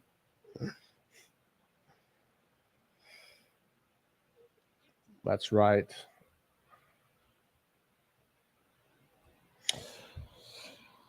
Yeah, I don't know if we're going to. Oh, that's a Simic in the middle. I don't know if we're going to get destroyed by goals against those teams. But I'm just saying, like, the way they play, they're probably more prepared, essentially. But we'll see. We'll see. Maybe we'll be surprised. Hopefully. Hopefully Pulisic can pull off a bunch of assists. And Ruben Loftus-Cheek can score a few goals.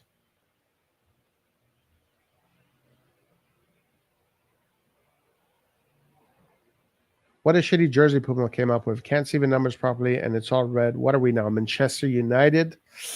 Herbert. True. So do Milan sign anyone else besides just Pulisic and Ruben?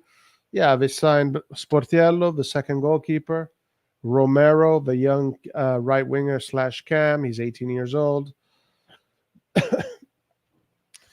They signed a Real Madrid player called Jimenez, who is a young player, 19-year-old for the Primavera, or a teenager, essentially, that might also that will be training with the first team, as far as I've heard.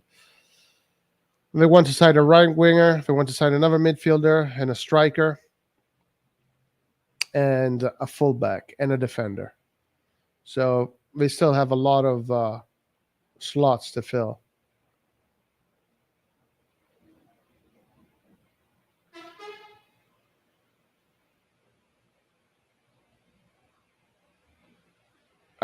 Dude, those freaking flies at Milanello, dude. These fucking what is it? It's like mosquitoes. We're like these mosquitoes, right? Just in the Italian bushes or whatever. It's full of these like fucking mosquitoes follow you everywhere. As far for John, forget about it, Roy. I appreciate the realism. It's better to be in tune with reality than live in La La Land. Yeah. You got to be real, my man. You got to be real. You can't be like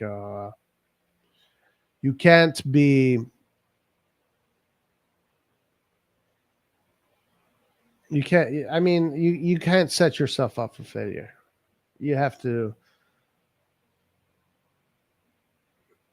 you have to be as real as you can. Bring me back Skillard. The kid is shitting his pants when the ball arrives. I don't know where Nathan is.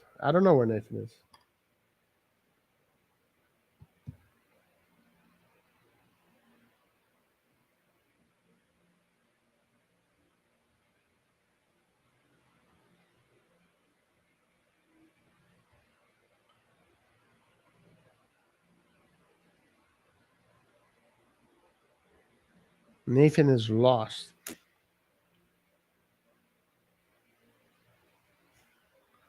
The delusion is starting to remind me of the banter, to be honest. Well, the thing is that we got to be watch out. Is just because we're buying players, it doesn't mean that these are the best players in the world. You know, yeah, many people were super excited when we're getting Biglia, Çalhanoğlu, Kessie, Conte, and blah blah blah, and blah blah blah, and blah blah blah. Like that. How many players did we get that? Now, I'm not saying that this is the same. I'm not saying this is the same, but also, I mean, let's keep our feet on the ground. That's all I'm arguing. And if these guys excel, Lariat is on holiday. If we excel, then we will take it. Oh my lord. Are you serious? This is the news? You are willing to swap Chiesa for Kessie? Holy moly.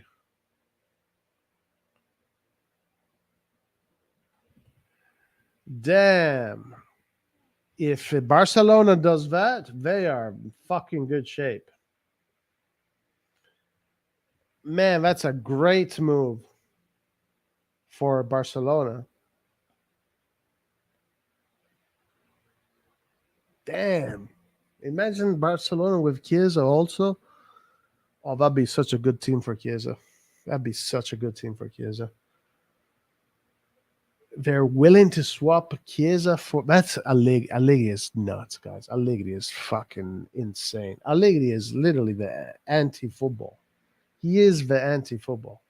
Imagine going, hey, do you want to swap Kessie for Chiesa? Oh, that's a great idea. Yeah, I would love to fucking do that. That's amazing. That's what we need to do to win. But Allegri doesn't understand one thing that I don't know if this management understands, is that you need players that are going to win the ball in the midfield. We need to get defensive midfielders. Where are the defensive midfielders? Chiesa can't flourish you. What do you mean? Pulisic is from, I think, northeast, more or less.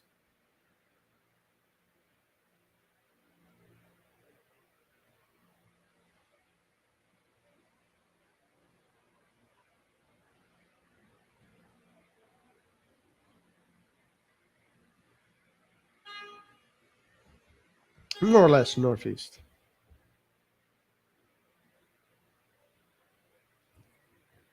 Ole, hola.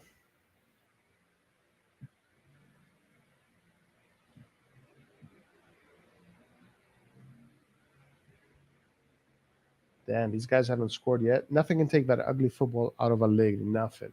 Absolutely nothing, dude. It's never ugly enough for him.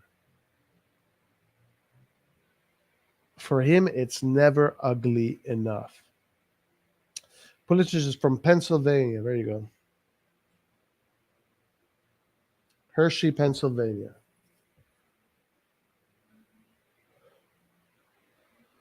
Only if Lukaku comes. If Lukaku comes, I'm buying the away kit with his name.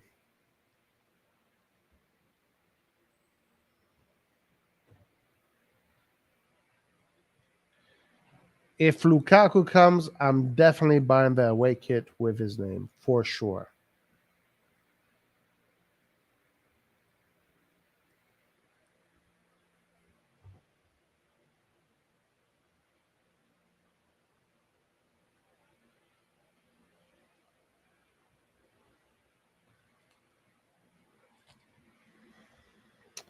Oh, dude, I think it's awesome. Oh, we got a goal. Let's go. Who scored? LUMEZZANE about to sub in Guido. That's hilarious. Okay, Romero got the steal. 29. Nice turn.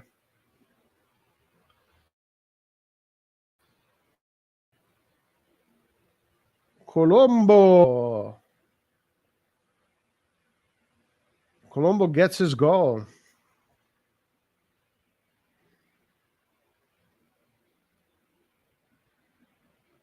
It's the only one worth the money, in my opinion. It's a really good shirt. I agree, yeah. Very good shirt.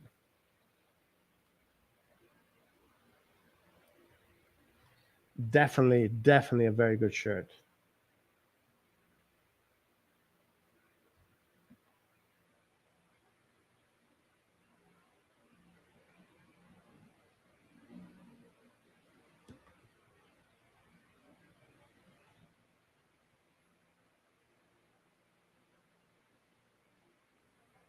But I'll buy it. But I'll buy it only if Lukaku joins the club.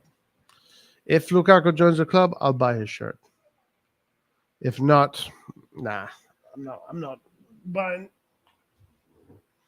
I'm not spending any money on Milan merchandise.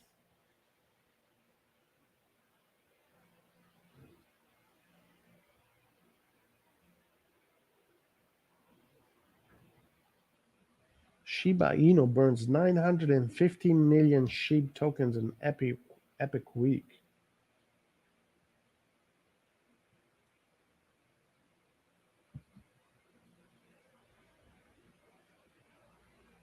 You work for PSG, that's why you like it. Is it similar to the PSG shirt? I guess it is, yeah.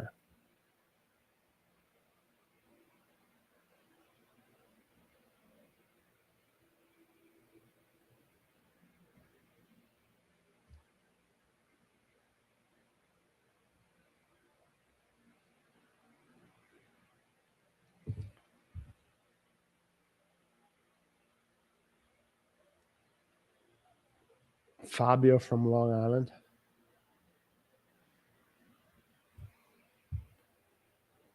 Puma should. Are they going to make it 10-0? Nah, I don't think so. Would you take Kizoroy, and where would you?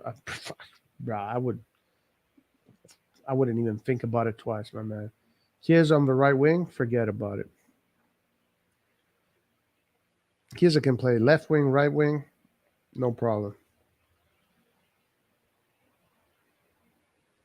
Chiesa on the right wing would be devastating.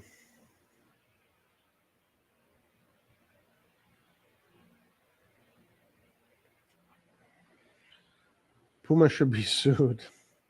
It's not red-white, but has a little shade of gray, it seems. They should do the same with the shorts. I agree, Herbert. The shorts kind of don't look... they don't make it look 100% dripalicious. In order for it to be 100% dripalicious, the shorts need to also have that same pattern.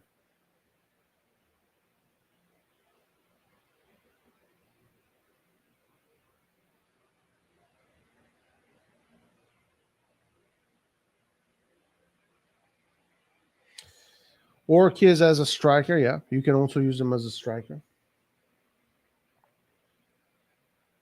He scored against Chelsea by one time when he was used as a striker in the Champions League.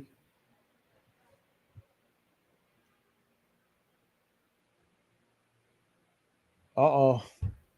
The reinforcements are coming. They starting to look better on passes.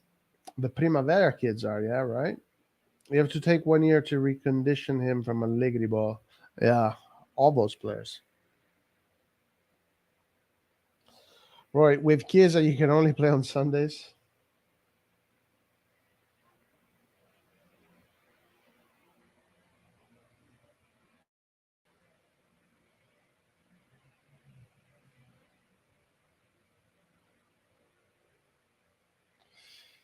What is a drug boss in the glasses? Who is the drug boss?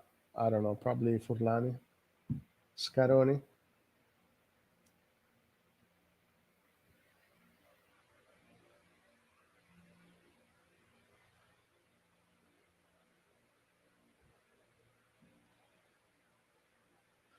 Luca Romero looks good. Who's your favorite player in Serie A? Chiesa. My favorite player in Serie A, well, last season it was Vicha Verasquilla, Mike Magnan, So I'd say Vice Verasquilla, Mike Magnan are my two favorite players in Serie A. Those two. Everybody else are players that I like, but they're not my favorites.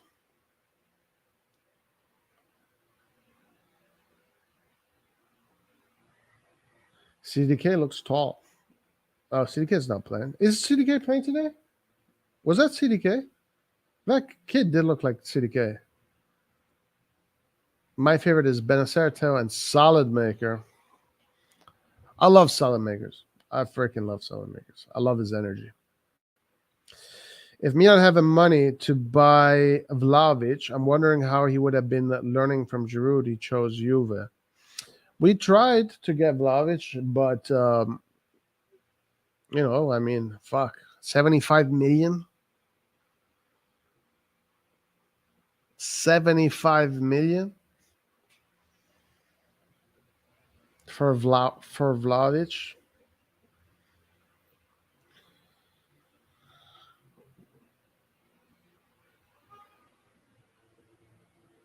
Barella, oh yeah, Barella is great. Great box-to-box midfielder. Yeah, CDK came back today. I don't think he's playing. I think that's or what's your deal with Vlahovic? I think he's the heir to Ibra. Lord have mercy. He has to improve wildly with his technique to be the heir of Ibra. Wildly. Technically, Vlahovic needs a lot of work. I mean, I don't know if you watch him play. I mean, he makes so many mistakes. Lord have mercy. I think Vlahovic is fair to Kalinic. I don't know. Like Vlahovic in Fiorentina was kicking ass. You know what? I never really used to watch Fiorentina back in the day, so I'm not really sure what it was about that system that made Vlahovic do so well. I remember he played against us, and most of the goals when he scored against us was in open kind of counterattack kind of situations, which is kind of like how Juventus play. But I guess I don't know. I don't know what the deal is with Vlahovic. But when I see him play with Juve, I'm like, this guy was 75 million? Really?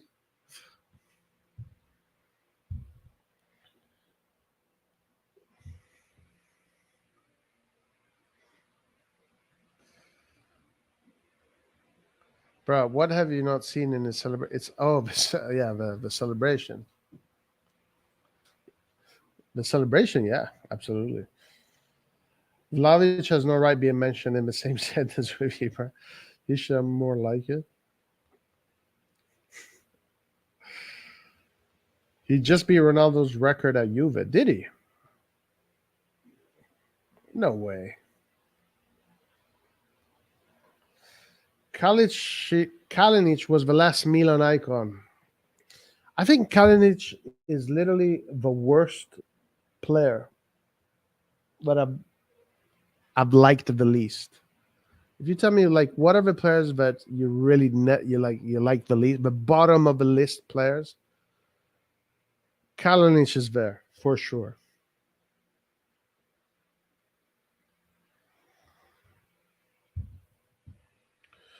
Vlahovic is heir to Piontek. Fiorentina plays like Milan. They're the team that passes the most. He would have done great with us. Yeah, I think Vlahovic excels better in a team that is more offensive, where he doesn't have to be so far away from the goal, I guess. I mean, the thing is this, bro. Listen, to be generous to Vlahovic, who I do think is not worth 75 million, but to be generous to him, to be generous to Mr. Vlahovic, there is no striker in the world that can really perform well when your coach is Allegri.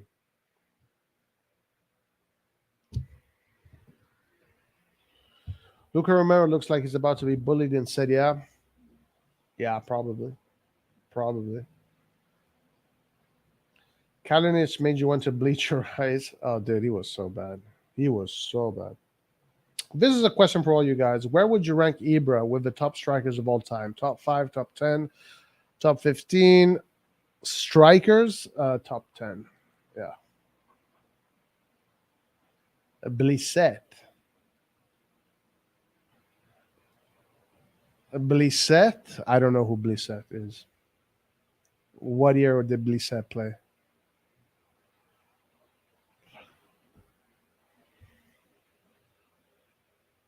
Oh, Montella was good. Montella was really good. Montella was a really good striker.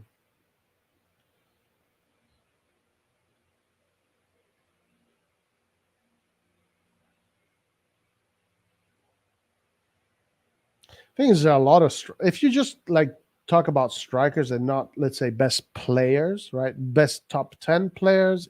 I don't know if he's in the best top 10, but if it's just best top strikers, probably, yeah. But there's a lot of great strikers. A lot of great strikers.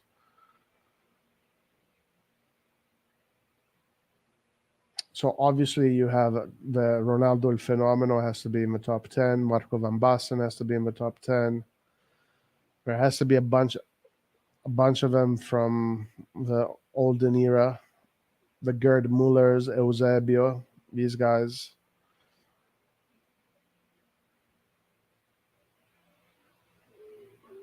There's a lot of those guys that I don't even know them.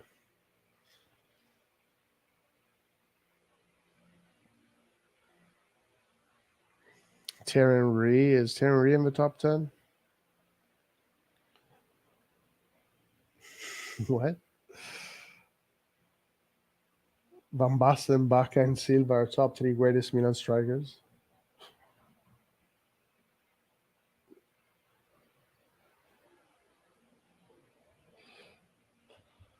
Ibra is top 2, and he ain't number 2.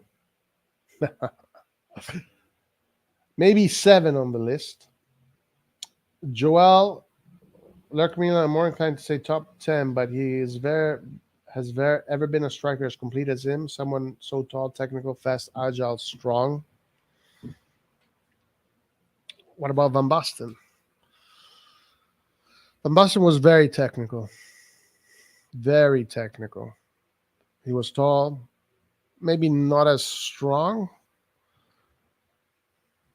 Definitely a better goal scorer. Van Basten was definitely a better goal scorer. I would say Van Basten is better than Ibra, yeah? Like, I put Van Basten ahead of Ibra.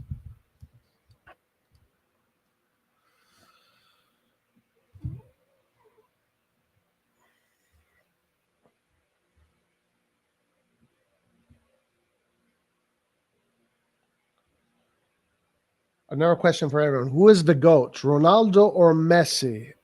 Yeah, for me, if we have to do which one I prefer, Ronaldo or Messi, it is Messi for sure. Even though I appreciate both. Messi, Ibra likes him. Shevchenko is ahead of Ibrahimovic. As a pure striker, yes. As a playmaker, no. But as a pure striker, yes, for sure. Van Basten could have been the GOAT, but his injuries derailed him. Yeah, guys, Van Basten was doing what Messi and Ronaldo did. At 28, Van Basten already had 3 Ballon d'Ors. So if he continued, who knows how many others he would have won. One of the most powerful shots ever, yeah, for sure. Ibra, yeah. An elite dribbler, yeah. When he was young, great playmaker, phenomenal mentality. Yeah, I mean, all of these are true, for sure. Who scored? Colombo scored the last goal. Messias scored. Loftus-Cheek scored. And Pobega scored twice.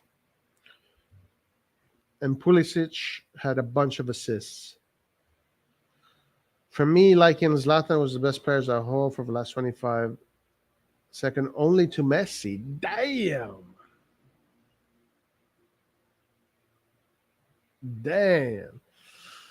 Messias is the number 1 for sure. For sure. If Van Basten knees didn't give out, it wouldn't be a combo. Much better than Ibra. It wasn't his knees. The issue was not his knees. The issue was his heel. What do you call it? The heel? La caviglia? Or was it his knees? Was it the knees or was it the freaking ankle? His ankle was shot. Or was it the knees? I don't know. Maybe you're right. It was the knees. I don't know.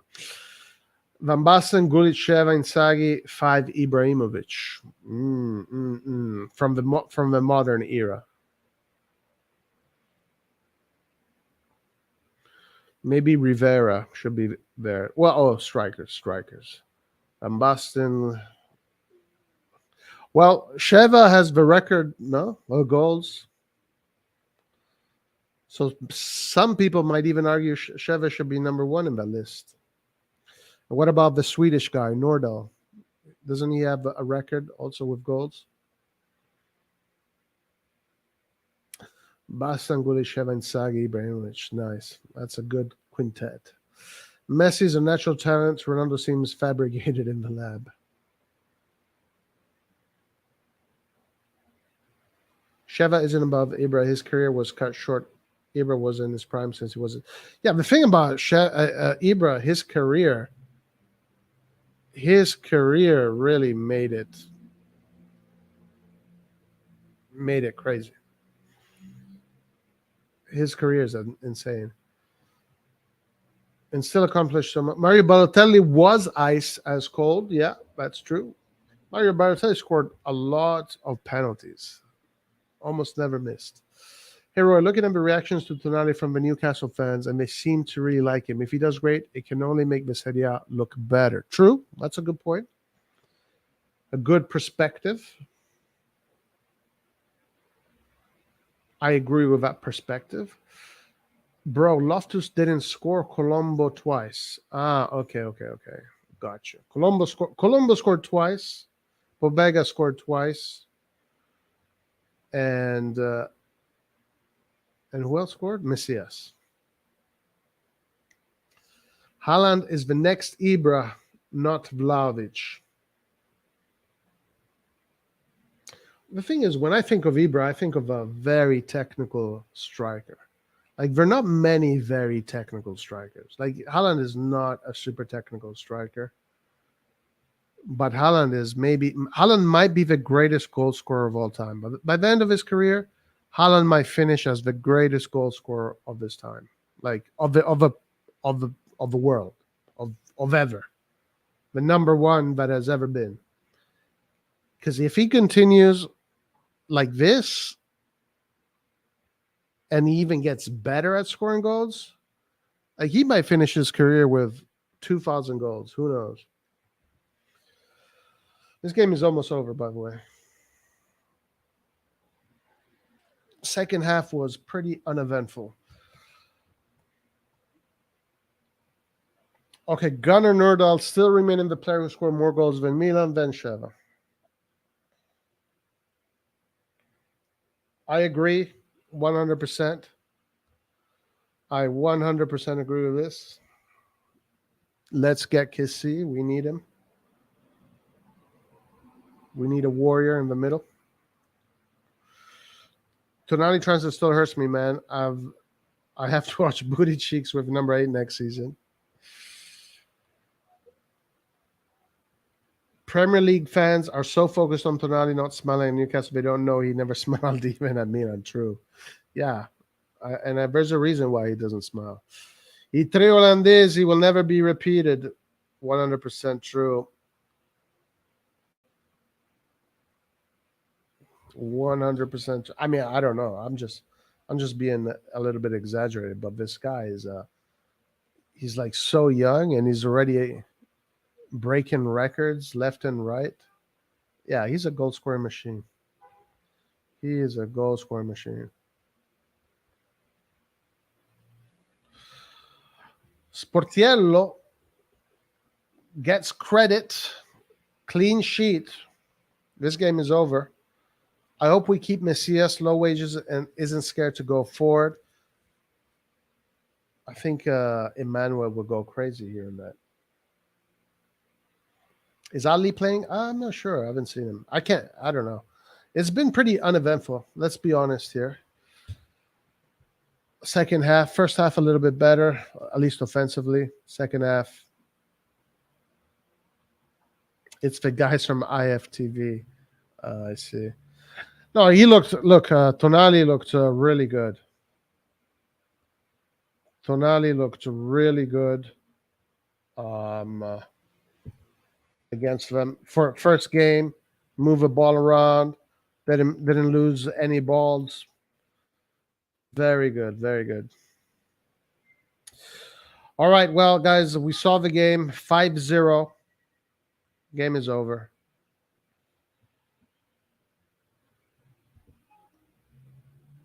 It 5-0. Was an okay game.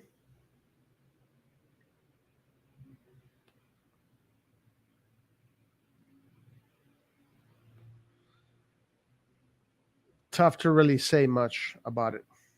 Tough to really say much about what we're going to see. But positive things for sure. Pulisic getting 2 assists from the left. I wonder how that's going to work once Leao is back. Pobega in that position where he does those incursions, that's where his best position is, in a 4-3-3. So doing those incursions work out for him. And what else was positive? Colombo, guys, I think we should keep Colombo. I don't understand why we need to sell Colombo. Let's keep Colombo. Yeah, so pretty positive, guys. 5-0, not too bad. Not quite 22-0 or 10-0. Did you see the Chiesa for Kessie swap? Yeah, I think Egan just told us about it. Eddie Howe didn't buy Tonali for 70 million to smile. He bought him to control the midfield when Newcastle played Chelsea at the bridge. True. What a bigger mindfuck, swapping Chiesa for Kessie or swapping McKennie for Kalulu? What's the bigger mindfuck, swapping Kessie for Kessie? Chiesa for Kessie for sure. Chiesa for Kessie. That's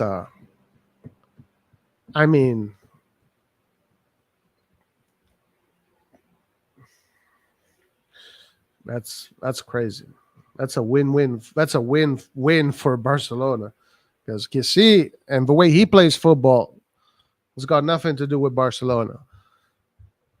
And Chiesa can only but revive his career at Barcelona. But on the other hand, with the way Allegri plays football, Kessie can have a field day. It's going to be the Kessie show. We're in for a long season. Yeah, I think so too. Egan Adams, but it's going to bring it on a rainy night on a Stoke. Romero scored. Guys. We missed it, but Romero scored. It wasn't too bad. Was not too bad. Not too shabby. So let's see. The next game is going to be against Real Madrid, I believe. I believe it's in Los Angeles. And it should be, hopefully we're not going to look bad, man. Because the thing that worries me is that if these guys destroy us, it might affect our psychology, and we don't want that. We definitely do not want that. Anyway, guys, it was a pleasure today. Thank you for joining me. Make sure you click that like button, subscribe to all those good things. Let's see what tomorrow brings. We'll be back with the news tomorrow. And going into the American friendlies, Milan tomorrow is traveling. And let's see if Musa gets in, Taremi, Chukwueze, let's see what it is.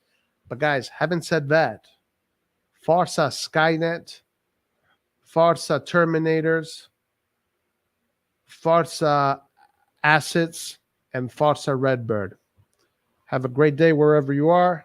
Peace out. Till the next one. And ciao.